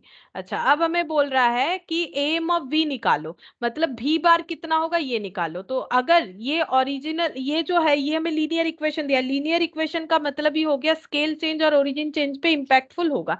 तो सिंपल क्या करना है, हम लोग को u में u का वैल्यू पुट कर देना है। u का वैल्यू पुट करने से ये हम लोग का हो जाएगा 10, यहाँ पर v प्लस 7 इक्वल टू 0। तो ये हो जाएगा v इक्वल टू कितना हो जाएगा, 20 प्लस 7 माइनस 27 हो जाएगा। ठीक है, तो इसका आंसर माइनस 27 होगा 17 का। ये देखो सी, ऑप्शन सी हो जाएगा। जैसे हम लोगों ने मीडियन का निकाला ना, तो एरिथमेटिक मीन का भी वैसे ही निकालेंगे, क्योंकि एरिथमेटिक मीन भी तो हमारा स्केल और ओरिजिन दोनों से इम्पैक्टफुल होता है।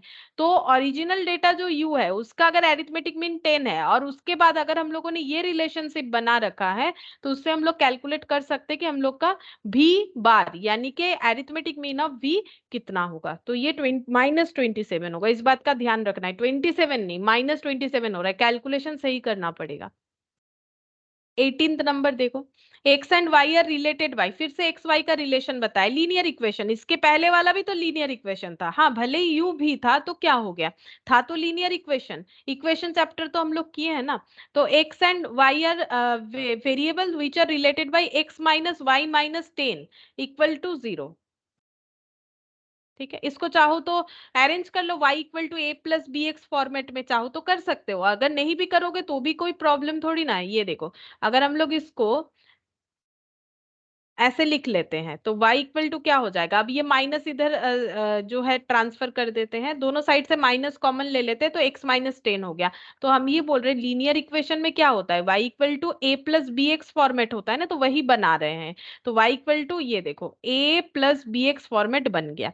अब ये बनाओ या नहीं बनाओ आंसर आ जाएगा पूरा, अगर नहीं भी लिखते हैं तो लीनियर इक्वेशन है। Mode of x is 23। अब बोल रहा है कि मोड ऑफ x, ये 23 हमें गिवन है और पूछ रहा है मोड ऑफ y क्या होगा। ठीक है, मोड ऑफ y क्या होगा, तो सेम तरीके से हम लोग निकाल सकते हैं मोड ऑफ x। अब ये क्या हुआ है, ओरिजिनल डेटा x होगा, उसका मोड ये है। अगर मोड 23 है तो अगर हमें चेंज ढूंढना है, कितना चेंज करना पड़ेगा, माइनस 10 करना पड़ेगा y का इम्पैक्ट निकालने के लिए, क्योंकि स्केल और ओरिजिन चेंज दोनों पे इम्पैक्टफुल होता है। तो सीधा बात इतना ही है कि हमें यहाँ पर अगर y का मोड चाहिए तो -10 प्लस x का मोड यहाँ पर लिखेंगे, तो ये हो जाएगा 13। ठीक है, तो ये क्यों कर रहा है, क्योंकि ओरिजिन चेंज और स्केल चेंज के वजह से ही ना हम लोग इस तरीके से आंसर निकाल पा रहे हैं।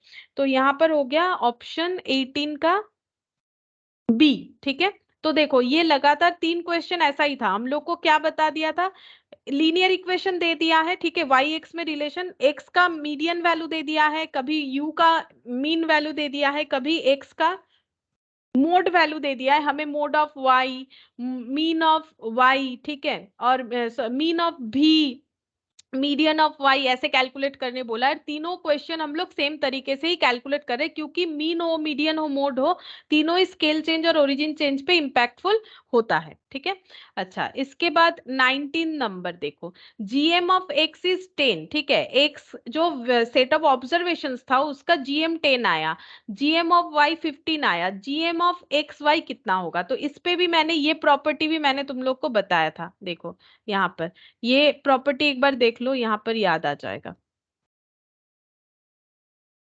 ये देखो GM of X, GM of Y, GM of Z जब हम लोग निकाल रहे हैं तो ऐसे करके आ रहा है। ठीक है, तो GM of Z equal to GM of X into GM of Y. तो हम लोग को जीएम ऑफ एक्स 10 बता दिया है, वाई बता दिया है, एक्स वाई मतलब दोनों का मल्टीप्लीकेशन। अब जेड का मतलब क्या था, एक्स वाई दोनों का मल्टीप्लीकेशन, यही तो प्रॉपर्टी था हम लोग का। तो हम लोग को प्रॉपर्टी याद रखना पड़ेगा, जीएम ऑफ एक्स और GM of Y equal to हो जाएगा जीएम ऑफ एक्स वाई, ये होता है। तो जीएम ऑफ एक्स 10 बता रखा है, जीएम ऑफ वाई बता रखा है हम लोग को 15। तो जीएम ऑफ एक्स वाई कितना हो जाएगा, ये दोनों का मल्टीप्लीकेशन, तो ये हो गया 150। ये आसान था, बट प्रॉपर्टी बेस्ड क्वेश्चन था, प्रॉपर्टी नहीं याद रखोगे तो नहीं कर पाएंगे। 150 19 का ए हो जाएगा। ठीक है, 19th नंबर का आंसर हम लोग का ऑप्शन ए हो गया। अच्छा, अब नेक्स्ट देखते हैं। देखो 20 में क्या बोला है, M and GM of the of for 10 observation are both 15, then the value of H M. बोल रहा है कि एरिथमेटिक मीन और जियोमेट्रिक मीन 10 ऑब्जर्वेशंस का 15 है, नंबर ऑफ ऑब्जर्वेशन है 15, मतलब अगर हम लोग इस 20 नंबर क्वेश्चन को देखते हैं तो n का वैल्यू 10 है, ये बता रहा है total number of observation. am भी 15 है, gm भी 15 है, ठीक है। अच्छा, अब बोल रहा है hm क्या होगा, hm हमें निकालना पड़ेगा। तो अब वो वाला रिलेशनशिप हम लोग यूज करेंगे जो हम लोगों ने एक क्वेश्चन में किया भी, am into hm equal to gm square. इससे हम लोग कैलकुलेट कर पाएंगे कि आंसर क्या होगा। तो am कितना है 15, ठीक है। hm हम लोग को नहीं पता, gm कितना है 15 का स्क्वायर कर लेते हैं, तो hm कितना आ जाएगा, hm हो गया 15 स्क्वायर डिवाइडेड बाई 15, यानी कि 15 आ जाएगा, ठीक है। तो 20th का आंसर क्या होगा, less than 15, more than 15, 15 can not be determine, तो आंसर हो जाएगा सी 15, ठीक है। और वैसे भी देखो, जब एम जीएम इक्वल हो रहा है मतलब जो वेरिएबल्स है वो वेरी नहीं कर रहा है, वो कांस्टेंट है। अगर वेरिएबल्स कांस्टेंट है, वेरी नहीं कर रहा है, तो जितना एम है उतना ही जीएम है, उतना ही एचएम आएगा। ये रिलेशनशिप हम लोगों ने यहाँ पर देखा था, ये देखो। ये कंप्लीट करने के बाद दिखाया होगा मैंने, देख लेते हैं।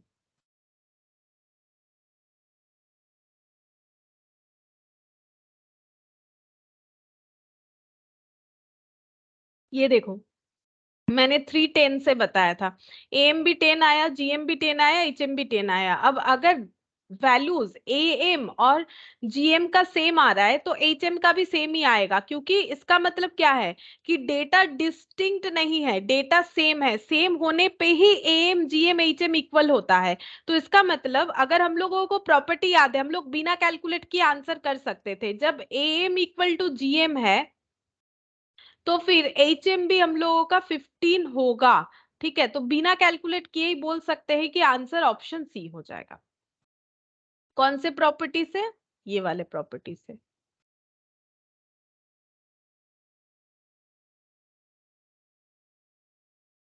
अच्छा चलो, सेट बी हम लोगों ने कंप्लीट कर ही लिया, सेट सी भी कर लेते हैं। देखो,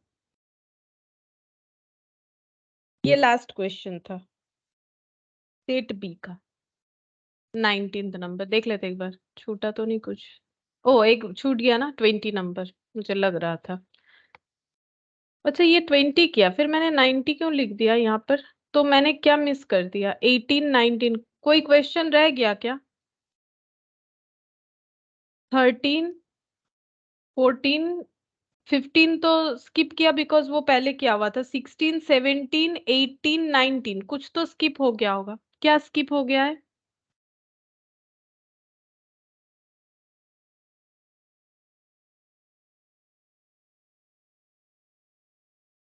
स्किप हो गया या फिर मेरा मैम आपने वो नंबर। दोनों साथ में ही कराया हुआ है कौन सा बोलो इसी तो। पेज में। मैम देखिए मैम, 19 लेफ्ट में है और 20 राइट में आपने करवाया है। ओ अच्छा अच्छा, हाँ हाँ हाँ, ठीक है ठीक है, वही हम सोचे क्या हो गया गड़बड़। ठीक है चलो, सेट सी, स्टेट सी का हम लोग स्टार्ट करते हैं। वैसे ऐसा क्वेश्चन आने का मुझे चांसेस कम लगता है, 5 मार्क्स का है, फिर भी अगर आ जाए तो हम लोग एक बार देख लेते हैं। बोल रहा है कि what is the value of mean and median for the following data. हमें मीन और मीडियन निकाल के देना है इस डेटा के लिए। तो कोई भी एक कैलकुलेशन कर लेने से हम लोग आंसर निकाल सकते हैं कि अगर मीन इतना हो रहा है तो उसका फिर मीडियन जो है वो आ जाएगा, या तो मीडियन निकाल लो या तो मीन निकाल लो, तो उससे हम लोग आंसर कर सकते हैं। तो ये देखो, सेट सी का क्वेश्चन नंबर 1, ठीक है। तो यहाँ पर क्या क्या डेटा दिया हुआ है, 5 to 14, 15 to 24। देखो, ये जो है ना, इसमें कंटिन्यूअस नहीं है सीरीज। देखो, म्यूचुअली जो है जिसको हम लोग बोलते हैं ओवरलैपिंग नहीं है, तो ओवरलैपिंग करने से ही हमें कैलकुलेशन करने में आसानी होगा। तो हमें क्या करना चाहिए, 0.5 ऐड और लेस। मैंने बताया था ना कि डी डिफरेंस निकाल के हम लोग कैलकुलेट करते हैं। तो ये देखो, यहाँ पर 0.5 लेस होगा, जो लोअर क्लास लिमिट है, अपर क्लास लिमिट में 0.5 ऐड होगा। तो 5 से 0.5 लेस करने से हो जाएगा 0 पॉइंट नहीं 4.5 होगा, यहाँ पर लिखते हैं 4.5, और इसमें 0.5 ऐड करने से 14.5 होगा, ठीक है। तो हमारा कैलकुलेशन करने में ठीक रहेगा। तो इसके बाद 14.5, और ये 15 में 0.5 लेस करने से 14.5 आएगा। ये कंटिन्यूएशन फॉर्म में ऐसा चलता जाएगा। देखो, हम लास्ट वाला लिख लेते हैं, 34.5 44.5, क्योंकि ये सब में तो ऐड होने वाला है। 44.5 और इधर 54.5 64.5, 64.5, ठीक है। अब ये इधर ट्रांसफर कर दो तो आसानी से आंसर आ जाएगा, ठीक है।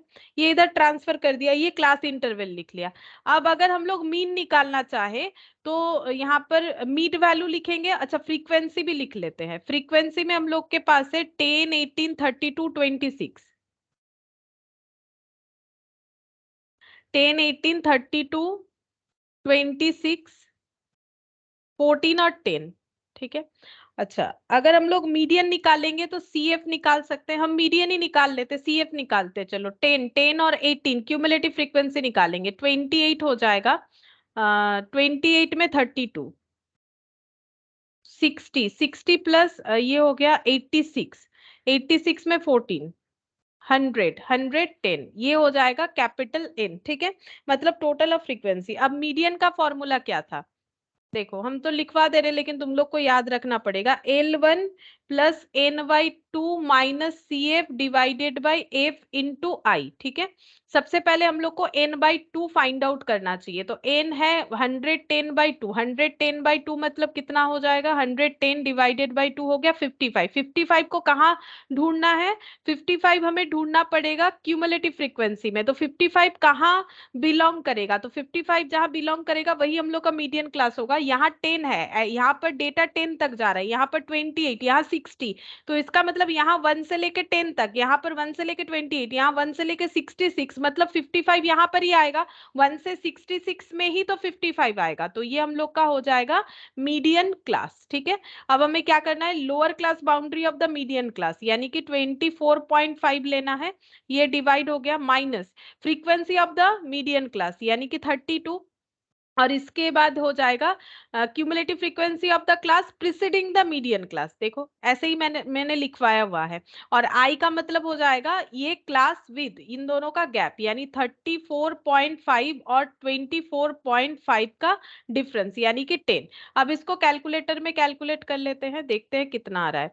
तो 110 डिवाइडेड बाई 2, 55 आ गया, माइनस 28 कर लेते हैं। पहले ये कर लिया मैंने, 27 हो गया, इंटू 10 कर लो तो 270 डिवाइडेड बाई 32 कर लो, जितना भी आया उसमें ऐड कर लेते हैं 24.5। तो 32.9375 ऐसे आ रहा है। अब देखते हैं कि ऐसा कोई ऑप्शन है कि नहीं। तो मीडियन का आंसर बाद में है, तो ये 28 है, ये नहीं होगा, ये 30 है। 32.9375 मतलब ये वाला ऑप्शन सी होना चाहिए, ठीक है।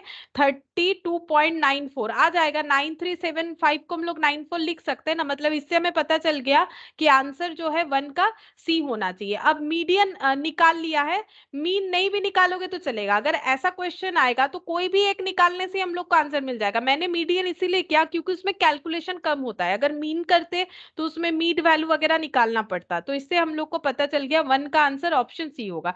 बाकी अगर तुम लोग प्रैक्टिस करना चाहो तो इससे मीन भी निकाल के देख सकते हो।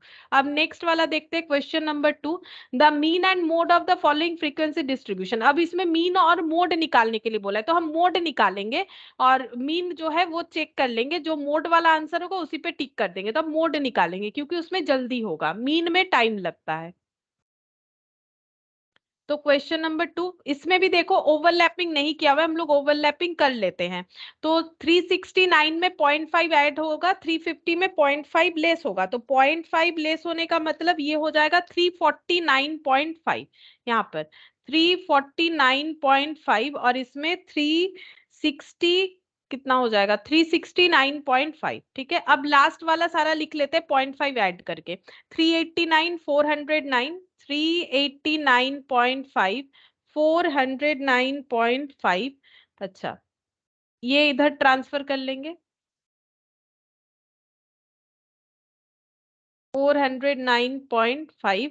उसके बाद है 429, 449, 469, 429, 449, 469.5, 0.5 ये इधर ट्रांसफर हो जाएगा क्योंकि 0.5 लेस करने से उतना ही आएगा।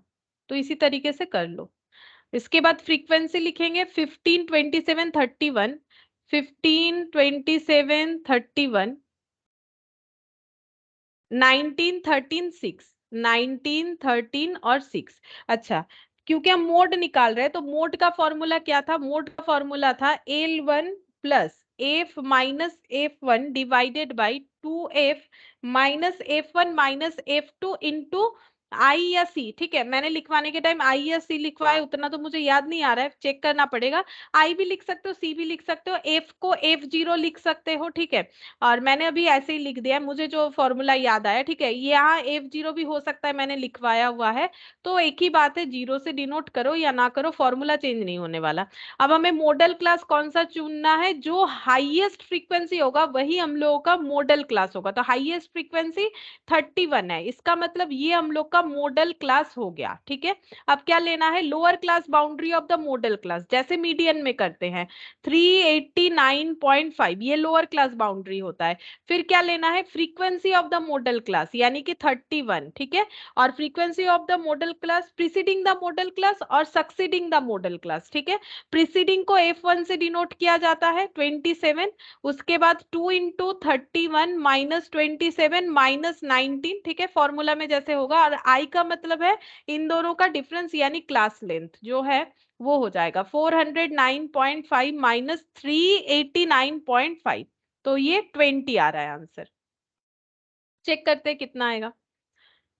अच्छा, 31 माइनस 27 जितना भी आया 4 इंटू कर लेते हैं 20, ये हो गया 80। ठीक है, अभी लिखना पड़ेगा क्योंकि नीचे भी काफी सारा डेटा है, तो ये 80 हो गया divided by 2 into 31 62 minus 27 minus 19, तो ये हो गया 16। अच्छा, 80 डिवाइडेड बाई 16 जितना भी आ रहा है प्लस 389.5 395.5, चेक करते 395.5 आंसर है कि नहीं। 395.5 तो कोई आंसर है नहीं, तो 2 का आंसर क्या होना चाहिए फिर हम लोग का? देखते हैं क्या गलत हो गया। 389.5 31 माइनस 27 2 इंटू 4, ये हो जाएगा हम लोग का 80/16 और 389.5, कुछ गलत कैलकुलेशन हो गया क्या? चेक करते हैं। 80 डिवाइडेड बाई 16 5 आ रहा है प्लस 389.5। ओ अच्छा, पता नहीं क्या गलत लिखा मैंने। 394.5 आ रहा है। हाँ, अब ऐसा ऑप्शन तो था 394.5। 394.5 मतलब ये ऑप्शन सी हो गया। ठीक है, इससे पता चल गया आंसर ऑप्शन सी होगा, और इसका तुम लोग मीन निकालोगे तो फिर ये आ जाना चाहिए। ठीक है, अच्छा, उसके बाद बोल रहा है median and model profit for the following data. Median और मॉडल प्रॉफिट दे रखा है, निकालना है। ठीक है, मीडियन और मॉडल प्रॉफिट ये डेटा दिया हुआ है, तो इसका मतलब हम लोग को मीडियन और जो है मॉडल प्रॉफिट यानी कि मोड निकालने के लिए बोला है, तो कोई भी एक कैलकुलेट करते हैं, हो जाएगा। मोड निकाल लेते हैं, मोड जल्दी होगा। ठीक है, तो क्वेश्चन नंबर 3 का हम लोग मोड निकाल लेंगे। अच्छा, इसमें देखते हैं डेटा क्या दिया हुआ है। प्रॉफिट जो है 1000 में below 5 below 10 below 15 below 20 below 25 और बिलो 30 ले रखा है, तो क्लास इंटरवल कैसे बनाएंगे? बिलो 5, तो स्टार्टिंग रखते हैं 0 0 टू 5 करते हैं, ये बिलो 5 हो जाएगा। उसके बाद करते हैं 5 टू 10, तो 5 टू 10 मतलब डेटा बिलो 10 हो गया ना। फिर बिलो 15, तो इसका मतलब 10 टू 15, फिर 15 टू कितना हो जाएगा? 20 है शायद, देखते हैं 20, हाँ, और एंड 30 तक है। चलो फिर लिखते जाते हैं यहाँ पर 20 से 25 और 25 से 30। ठीक है, और फ्रीक्वेंसी लिख लेते हैं। फ्रीक्वेंसी हम लोगों के पास है 10 25 45 10 25 45 10 25 45 55 62 55 62 और 65। तो यहाँ पर एक चीज देख सकते हो, ये क्यूमुलेट किया हुआ है। ठीक है, कैसे पता चला? क्योंकि फ्रीक्वेंसी लगातार जो है ऐसे करके बढ़ रहा है, तो इससे ये पता चल रहा है कि ये हम लोग का क्यूमुलेट किया हुआ है। और वैसे भी देखो हम लोग को कैसे दिया, बिलो 5 बिलो 10 ऐसे करके ना, तो इसका मतलब हम लोग का ये क्यूमुलेट फ्रीक्वेंसी दिया हुआ है, इसीलिए लगातार बढ़ते जा रहा है। तो हम लोग को क्या फाइंड आउट करना पड़ेगा? फ्रीक्वेंसी फाइंड आउट करना पड़ेगा। ये एक्चुअली दिया हुआ है cumulative frequency. Number of firms 10 है, बिलो 5 मतलब एक्चुअली 5 से कम, सॉरी 5000 से कम प्रॉफिट कमाते ऐसे 10 फर्म है। 10,000 से कम प्रॉफिट कमाते उसमें 5000 भी आ जा रहा है, जिनका प्रॉफिट 10,000 से कम है। अगर किसी का फिर 10,000 से कम है तो उसमें 5,000 से कम वाले भी तो आ जा रहे हैं ना। तो वही चीज क्या है यहाँ पर क्यूमुलेट किया हुआ है। कैसे पता चलेगा? क्योंकि फ्रीक्वेंसी जो है इंक्रीज होते जा रहा है लगातार, ठीक है। तो अगर कोई पैटर्न ले लेता है जैसे कि इंक्रीज या डिक्रीज, तो इसका मतलब यहाँ पर क्यूमुलेट किया हुआ है। तो भाई हम लोग को क्या करना है? फ्रीक्वेंसी निकालना है, तभी जाके हम लोग कैलकुलेट कर पाएंगे। तो पहले 10 हो जाएगा, 10 में क्यूमुलेट होके 25 आया होगा तो ये जरूर 15 रहा होगा, तभी तो 10 में 15 ऐड करने से 25 हो जाएगा। अच्छा 45 कैसे आया होगा? 10 15 और कुछ ऐड होके 45 आया होगा। तो हम लोग अगर 15 से लेस करेंगे तो हम लोग को पता चलेगा कितना हो जाएगा। सॉरी 25 लेस करेंगे तो यहाँ 20 हो जाएगा। ये देखो 10 ऐसे करके चेक कर सकते हैं, 10 प्लस 15 करने से आया 25, 25 माइनस 45 करने से पता चलेगा 20 ऐड करने से 45 आया होगा। अब यहाँ पर कितना आ जाएगा? अब ये देखते हैं कि 45 में कितना ऐड करने से 55 होगा, 10, तो इसका मतलब ये 10 होगा। अच्छा अब 55 में कितना ऐड करने से 62 हुआ होगा, तो 62 माइनस 55 करने से पता चलेगा, यानी ये 7 होना चाहिए। ये देखो ऐसे करके हो रहा है, 10 में 15 ऐड करो 25, 25 में अगर हम लोग ऐड करते हैं 20 तो 45, 45 में 10 ऐड करेंगे तो 55, 55 में 7 ऐड करेंगे तो 62 हो गया। अब 62 में कितना ऐड करने से 65 हुआ होगा?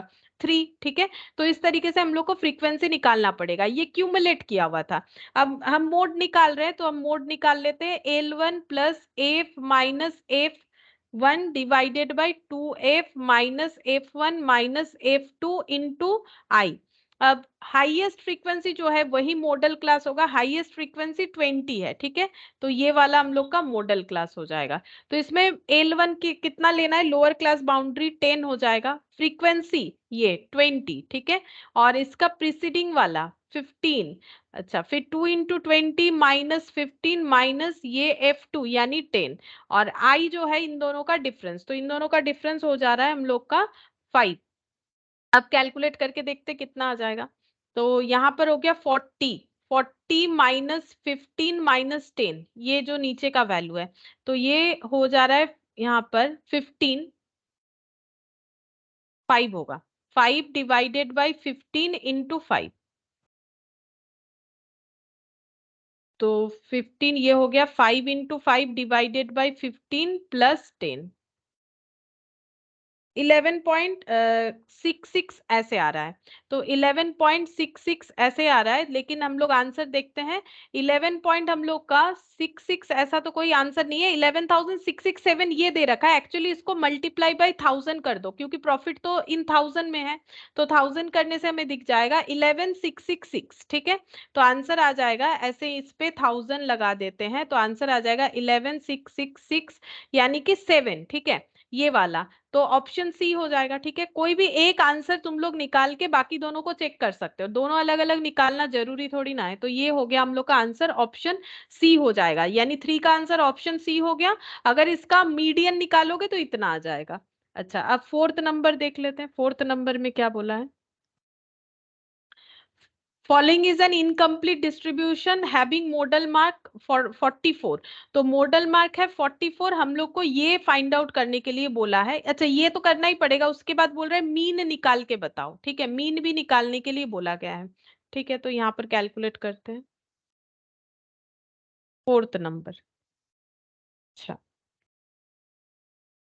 पहले यहाँ पर देखते हैं क्या डेटा दिया हुआ है, 0 to 20, 20 to 40, 20 to 40, 40 to 60 होगा, फिर 60 to 80 होना चाहिए। देखते कितना तक दिया हुआ है, 80 से 100। अच्छा अब हम लोग को फ्रीक्वेंसी भी दिया हुआ है, फ्रीक्वेंसी देख लो क्या क्या दिया हुआ है। 518 क्वेश्चन मार्क, 518 क्वेश्चन मार्क को x मान लेते हैं, और 12 और 5, ठीक है। अच्छा अब मोड जो है, मोड का फॉर्मूला होता है L1 plus F minus F1 divided by 2f minus F1 minus F2 into I. अब मोड हम लोग को गिवन है, मोड मार्क, मोडल मार्क यानी मोड का वैल्यू है 44, ये हम लोग को दे रखा है, ठीक है। अच्छा अब ये जो 44 है, यहाँ पर L1 कितना होगा, इसका मतलब अगर 44 है तो हम लोग का मोडल क्लास कौन सा होगा, तो मॉडल क्लास ये वाला होगा। कैसे पता चला, नॉर्मली तो हम लोग हाईएस्ट फ्रीक्वेंसी देख के निकालते, ये एक सी हाईएस्ट फ्रीक्वेंसी कैसे पता चला, क्योंकि अगर आंसर मेरा 44 है मोड का, वो तो 40 से लेके 60 के बीच में बिलोंग करेगा, यानी यही मेरा मॉडल क्लास होगा। तो लोअर क्लास बाउंड्री 40 हो गया, frequency of the model class x हो गया, और इसके आगे वाला f1 और इसके सक्सीडिंग वाला f2 होगा, यानी ये 18 और 2x माइनस 18 माइनस 12 और i का वैल्यू हो गया 20। अब हम लोग को इसको सॉल्व करना पड़ेगा, 40 इधर ट्रांसफर करते 4 बच गया, तो x minus 18 into 20 divided by 2x minus, ये दोनों को ऐड कर लेते हैं 30, नहीं 30 नहीं 40 होगा शायद, 40 होगा कि नहीं, 30 आ रहा है, ठीक है 30 हो गया। अच्छा अब क्रॉस मल्टीप्लीकेशन कर सकते हैं, 4 इंटू 2x माइनस 30 और 20 इंटू एक्स माइनस 18।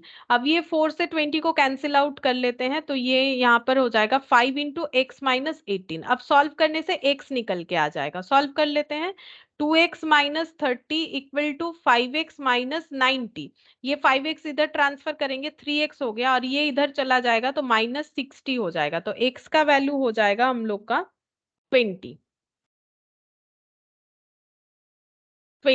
मतलब जो मिसिंग फ्रीक्वेंसी था वो हम लोग को पता चल गया 20। अब ये आंसर नहीं होगा, इसीलिए दिख भी नहीं रहा है यहाँ पर 20, बोला है कि मीन निकाल के बताओ, तो हम लोग मीन निकालेंगे। अब इसका मीन निकालना पड़ेगा, तो मीन कैसे निकालेंगे, पहले जो है वैल्यूज लिख लेते हैं, 0 टू 20, 20 टू 40 था, 20 टू 40, 40 से लेके 60, 60 से लेके 80, 80 से लेके 100, और फ्रीक्वेंसीज गिवन था हम लोग का 5, 18 और यहाँ पर 20 आया, जो मिसिंग फ्रीक्वेंसी था 12 और 5। हम लोग सबसे पहले निकाल लेते हैं मीड वैल्यू, ठीक है, इससे जल्द इस मीड वैल्यू तो निकालना ही पड़ेगा, चाहे कोई भी फॉर्मूला लगाओ, स्टेप डेविएशन लगाओ या नहीं लगाओ। तो 0 प्लस 20 डिवाइडेड बाई 2 यानी कि 10, ठीक है। अब यहाँ पर कितना हो जाएगा, 40 प्लस 20 मतलब 60/2 यानी कि 30 हो जाएगा। एक्चुअली जो गैप है 20 का जो गैप है वो ऐड करने से ही हमें जो है मिल जाएगा मीड वैल्यू क्या है, तो इसमें 20 ऐड कर लो, ये हो जाएगा 50, 50 में 20 ऐड कर लो 70, 70 में 20 ऐड कर लो 90, और अगर ऐसा नहीं करना है तो टोटल कर करके भी हम लोग कर सकते हैं। अब हम लोग निकाल लेते हैं एफएम, क्योंकि हम लोग के पास तो कैलकुलेटर है, डायरेक्टली निकाल लेंगे, मतलब हम लोग एक्स बार कैसे निकालेंगे, summation of FM divided by summation F करके हो जाएगा, क्योंकि जीरो वाला डेटा है तो आसानी से निकलेगा। तो ये 50 हो गया, और ये हो जाएगा 540, ये तो ओरली हम कर पा रहे हैं, यहाँ पर हो गया 10, 0, 0, 84, 840, 450। अब इसका एडिशन कर लेते हैं, तो 50 प्लस 540 प्लस 1000 प्लस 840 प्लस 450, तो ये टोटल आ रहा है समेशन ऑफ एफ एम का 2880। तो 2880 डिवाइडेड बाय फ्रीक्वेंसी का टोटल, फ्रीक्वेंसी का टोटल कितना हो रहा है देख लेते हैं, 5 प्लस 5 10, 10 और 20 30, 40, 50, 50 और ये 8 प्लस 2 10, 60 आ रहा है, ठीक है। अगर मेरा कैलकुलेशन ठीक हुआ है तो 60 आ रहा है, चेक करते हैं, 48 आ रहा है आंसर। तो क्या 48 है मीन, हाँ फोर्थ, आंसर फोर्थ नंबर होगा, वैसे डी होना चाहिए, यहाँ पर 4 दिया है तो मैंने भी 4 लिख दिया, आंसर हम लोग का हो जाएगा 48। तो देखो यहाँ पर अगर स्टेप डेविएशन करोगे तो काफी टाइम लगता है, इससे बेटर है कि बिना स्टेप डेविएशन करे हम लोग सिर्फ मीड वैल्यू निकाल के एफ इंटू एम करके निकाल सकते हैं। अब फिफ्थ नंबर देखो यहाँ पर दिया हुआ है, the data relating to the daily wages of the 20 workers. अच्छा ये क्वेश्चन भी ना हम लोगों ने किया हुआ है शायद, देखो ये वाला क्वेश्चन हम लोगों ने किया था, देख लेते हैं एक बार।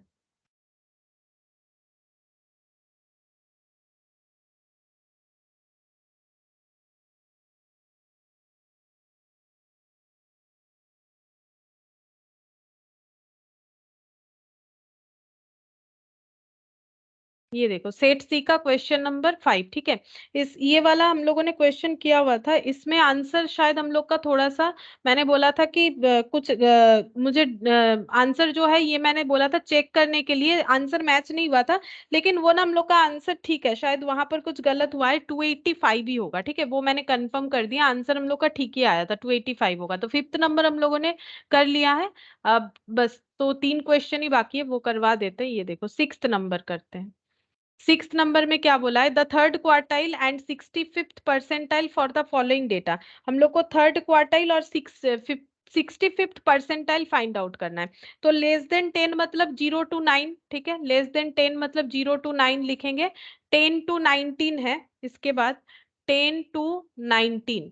अच्छा नेक्स्ट है 20 से 29, 20 से 29, फिर 30 से 39, फिर 40 से 49, और आगे देखते हैं कितना तक दिया हुआ है, 50 से 59 तक, 50 से 59। फ्रीक्वेंसीज लिख लेते हैं, फ्रीक्वेंसी था 518, और एक बार देख लेते हैं 518, 38, 29, 38, 29 और 2, ठीक है, ये फ्रीक्वेंसीज हम लोग को गिवन है। अच्छा कैलकुलेट क्या करके देना है, थर्ड क्वार्टाइल, ठीक है, थर्ड क्वार्टाइल कैलकुलेट करके देना है। तो सबसे पहले निकालना पड़ेगा क्यूमुलेटिव फ्रीक्वेंसी, तो क्योंकि क्वार्टाइल है तो क्यूमुलेटिव फ्रीक्वेंसी तो निकालना ही पड़ेगा। 518 और 5 का टोटल हो गया 23, 23 में 38 ऐड करने से 61 हो रहा है शायद, 61 में 20 ऐड करने से 81, 81 में 9 ऐड करने से 90, ठीक है, और 90 में 2 ऐड करने से 92 आ गया। अच्छा अब हम लोग को क्या करना है, हम लोग को फाइंड आउट करना है n/4। एक्चुअली क्वार्टाइल 3 का हम लोग फॉर्मूला लिखते हैं, देखो हम याद दिलाते हैं। क्वार्टाइल 3 का फॉर्मूला हो जाएगा कुछ ऐसा, L1 प्लस क्वार्टाइल है 3, तो n 3 इंटू n/4 हो जाएगा, माइनस सी एफ जैसे मीडियन का होता है divided by F into I. अच्छा तो सबसे पहले हमें 3 इंटू n/4 निकालना है, ये n हो गया, अब n/4 इंटू 3, 3 इंटू 92/4 कितना आएगा, 69 आ रहा है, ठीक है। तो ये लिख लेते हैं पहले, 69 आ रहा है। अब 69 कहाँ बिलोंग करेगा, यहाँ पर, ठीक है, तो ये 81 पे, मतलब हम लोग का ये वाला क्वार्टाइल क्लास होगा, ये वाला, ठीक है, ये क्वार्टाइल क्लास होगा। तो लोअर क्लास बाउंड्री हम लोग को कितना लेना है, देखो मैंने यहाँ पर ओवरलैपिंग नहीं किया है लेकिन करना पड़ेगा, लेकिन हम लोग को तो पता है 0.5 लेस और ऐड होगा, तो ये 30 में 0.5 लेस होने से 29.5 होगा, इसको और इंडिविजुअली मैंने नहीं लिखा, इसको 30 के जगह 29.5 लेंगे तो हो जाएगा। अब ये 69 है cumulative frequency of the class preceding the जो है क्वार्टाइल क्लास, यानी 61 होगा, divided by frequency of the class, मतलब जो क्वार्टाइल क्लास है, इनटू आई, आई मतलब ये दोनों का डिफरेंस। अब 30 और 39 का डिफरेंस मत निकाल लो, ये 29.5 है, ये 39.5 है, इसका डिफरेंस निकालना चाहिए, 39.5 माइनस 29.5, ठीक है, तो 10 आएगा, नहीं तो इसका डिफरेंस निकालोगे तो 9 आ जाएगा, तो इसमें चेंजेस होगा ना, ये दोनों का चेंजेस क्लास इंटरवल हो जाता है 29.5 से 39.5, इसी बेसिस पे हमें करते जाना है।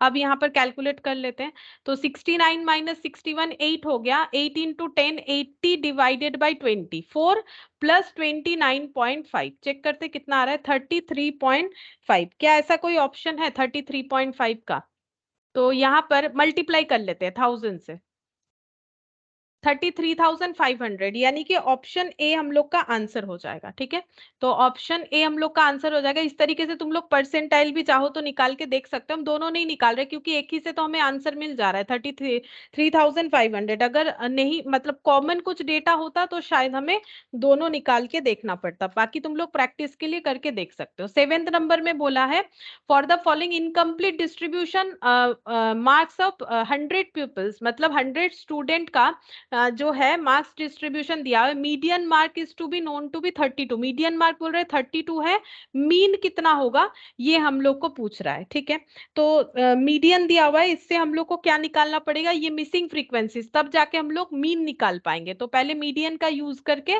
फ्रीक्वेंसीज जो मिसिंग है उसको निकाल लेते हैं। तो क्वेश्चन नंबर 7, क्या क्या डेटा दिया हुआ है, 0 से 10 लेके 50 से 60 तक, तो 0 to 10, 10 to 20, 20 to 30, 30 to 40, 40 to 50, और 50 to 60 यहाँ तक दिया हुआ है। और जो फ्रीक्वेंसीज गिवन है वो है 10 क्वेश्चन मार्क 25 30 10 क्वेश्चन मार्क मतलब x मान लेते हैं 25 30 फिर से क्वेश्चन मार्क है उसको y मान लेते हैं और ये 10 दिया हुआ है। और हम लोगों को क्यूमुलेट फ्रीक्वेंसी निकाल लेना चाहिए क्योंकि मीडियन हमारे पास गिवन है और मीडियन हमें क्यूमुलेट फ्रीक्वेंसी से ही पता चलेगा। 10 10 में x ऐड करने से 10 प्लस x 10 प्लस x में 25 ऐड करने से 35 प्लस x इसमें 30 ऐड करने से 65 प्लस x इसमें y ऐड करने से 65 x प्लस y और इसमें 10 ऐड करने से 75 प्लस x प्लस y हो गया। ये हम लोग का कैपिटल N हो गया। ठीक है, अब मीडियन हम लोग को गिवन है तो मीडियन का फॉर्मूला पहले लिख लेते हैं L1 plus n/2 minus CF divided by F into I। अच्छा, अब L1 क्या ले, मीडियन सबसे पहले हमारे पास गिवन है, देखो मीडियन है 32 तो मीडियन क्लास कौन सा होगा, मीडियन क्लास हम लोग का ये वाला हो जाएगा 30 से लेके 40 क्योंकि 32 यहीं पर बिलोंग करेगा। अच्छा, अब ये हो गया। अब L1 कितना ले, 30 ले लेते हैं। N कितना होगा, N है टोटल फ्रीक्वेंसी, टोटल फ्रीक्वेंसी तो 100 होगा, इसका N का टोटल 100 होगा। क्यों, क्योंकि टोटल 100 लोगों का डेटा दिया हुआ है तो N का टोटल हम लोग का 100 होना चाहिए। तो हम लोग यहाँ पर 100/2 लिख सकते हैं माइनस CF, CF मतलब इसके सॉरी इसके आगे वाला 35 प्लस x, इसको ब्रैकेट में देंगे नहीं तो प्लस माइनस करने में गलत हो सकता है। एफ मतलब frequency of the median class यानी कि 30 और दोनों का गैप यानी 10 हो जाएगा। अब ये 30 इधर आ गया तो 2 हो गया, ये 10 से इसको कैंसिल आउट करते ये 3 हो गया तो 50 minus 35 minus x divided by 3। अब चेक करते हैं इसमें से x कितना कैलकुलेट होके आएगा, 50 माइनस 35। अच्छा, ये इधर आ गया तो ये कितना हो जाएगा 15 माइनस 6, ये हो गया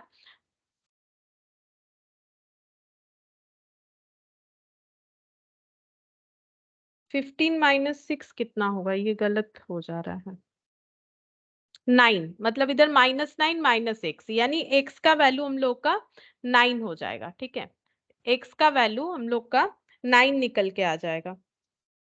अच्छा, x का वैल्यू हम लोग का निकल गया 9। अब इससे हम लोग y भी निकाल सकते हैं क्योंकि हम लोग को पता है कि 75 plus x plus y equal to 100 है तो y कितना हो जाएगा 100 माइनस 75 माइनस 9। चेक करते हैं 100 माइनस 75 माइनस 9 तो ये हो गया 16, तो y का वैल्यू 16 आ गया यानी दो मिसिंग फ्रीक्वेंसीज हमें मिल गए।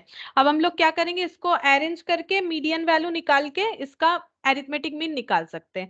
तो 0 to 10 10 to 20 20 to 30 30 to 40 40 to 50 और 50 to 60। फिर से एक बार रीराइट कर लिया, फ्रीक्वेंसी है 10, ये देखो फ्रीक्वेंसी में है 10 9 25 30 10 9 25 30 और उसके बाद 16 और एंड में 10। अच्छा, अब हम लोग निकालते हैं मीड वैल्यू। क्यों निकाल रहे हैं, क्योंकि हम लोग को बोला है मीन निकालने के लिए तो मीड वैल्यू निकाल लेते हैं। मीड वैल्यू कितना हो जाएगा, ये 5 हो जाएगा। ठीक है, 10 का गैप है तो इसके बाद 15, इसके बाद 20 25। ठीक है, अच्छा नेक्स्ट हो जाएगा हम लोग का 25 में 10 ऐड करने से 35 35 में 10 ऐड करने से हम लोग का हो जाएगा 45। ठीक है, कुछ छूट गया लग रहा है 5 15 अच्छा यहाँ से गलत हो गया, 15 में 10 ऐड करने से 25 होगा, 25 में 10 ऐड करने से 35 होगा, 35 में 10 ऐड करने से 45 होगा, 45 में 10 ऐड करने से 55 होगा। अब हम लोग निकाल लेते हैं FM, frequency into mid value 50। अच्छा 99 इंटू 15 9 इंटू 15 तो ये हो गया 135।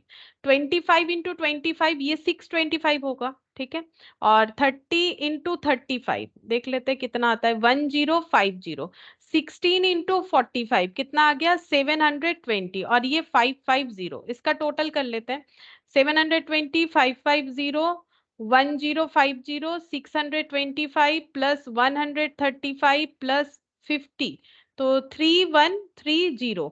अब निकाल लेते हैं x बार, तो 3130 डिवाइडेड बाई 100 क्योंकि फ्रीक्वेंसी का टोटल हमें पता है पहले से 100 लोगों का मार्क्स दिया हुआ है तो डिवाइडेड बाई 100 तो 31.3। ठीक है, 31.3, देखते हैं ऐसा कोई आंसर है कि नहीं।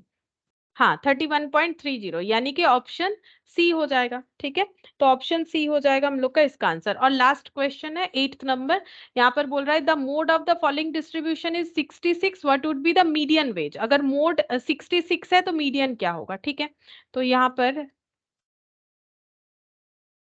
क्या क्या दिया हुआ है, 30 से 40, 80 से 90 तक लिखा हुआ है। तो 30 से 40, उसके बाद 40 से 50 दिया हुआ था, 50 से 60, 60 से 70, 70 से 80, 80 से 90, 90 तक हम लोग का जो है एंड इतना तक ही है।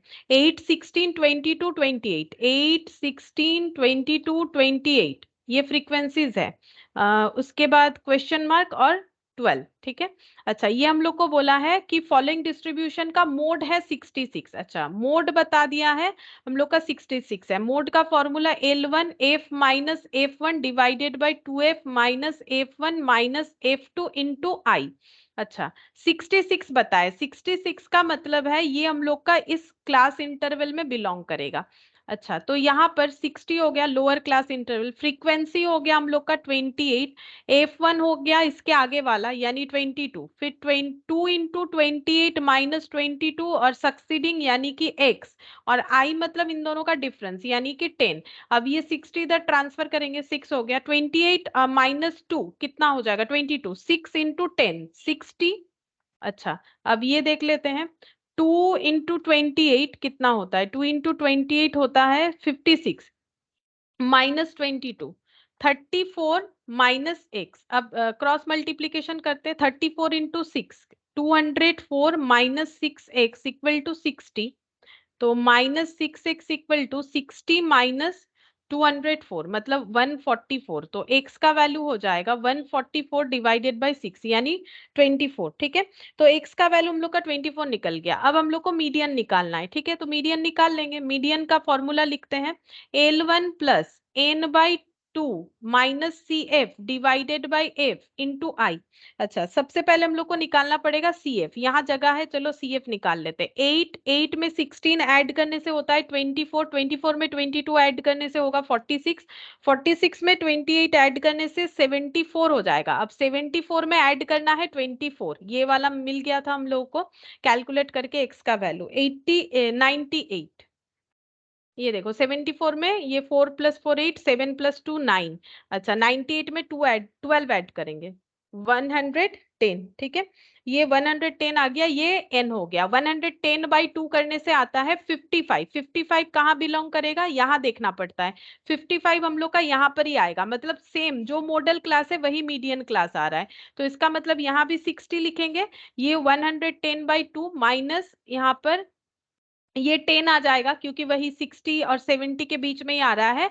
फ्रीक्वेंसी 28 है, क्यूमुलेटिव फ्रीक्वेंसी जो है वो हम लोग का हो जाएगा 46। ठीक है, तो यहाँ पर 46 लेना पड़ेगा और यहाँ पर आ जाएगा 28, क्योंकि क्या लेना पड़ता है frequency of the median class. तो मीडियन क्लास का फ्रीक्वेंसी ये, और cumulative frequency of the class preceding the median class यानी कि 46 होगा। तो सारा डेटा लिख लिया, अब कैलकुलेशन करना पड़ेगा, देखते कितना आता है। 110 डिवाइडेड बाई 2 जितना भी आ रहा है minus 46 into 10 divided by 28 plus 60। Check कर लेते हैं, 63.21, 63.214 ऐसे आ रहा है। चेक करते हैं, 63.21 ये वाला ऑप्शन सी। ठीक है, ऑप्शन सी हम लोग का आंसर होगा। तो ये पूरा कंप्लीट कर लिया हम लोगों ने, देखो 8 तक। अब नेक्स्ट क्लास में हम लोग जो है मेजर्स ऑफ डिस्पर्सन स्टार्ट करेंगे। लेकिन अगर मेजर्स ऑफ सेंट्रल टेंडेंसी ठीक से नहीं किए हो तो एक बार पूरा कर लो, क्योंकि सारा चीज मैंने कंप्लीट करवा दिया, नहीं तो डिस्पर्सन में प्रॉब्लम होगा। ठीक है, फिर आज इतना ही करते हैं।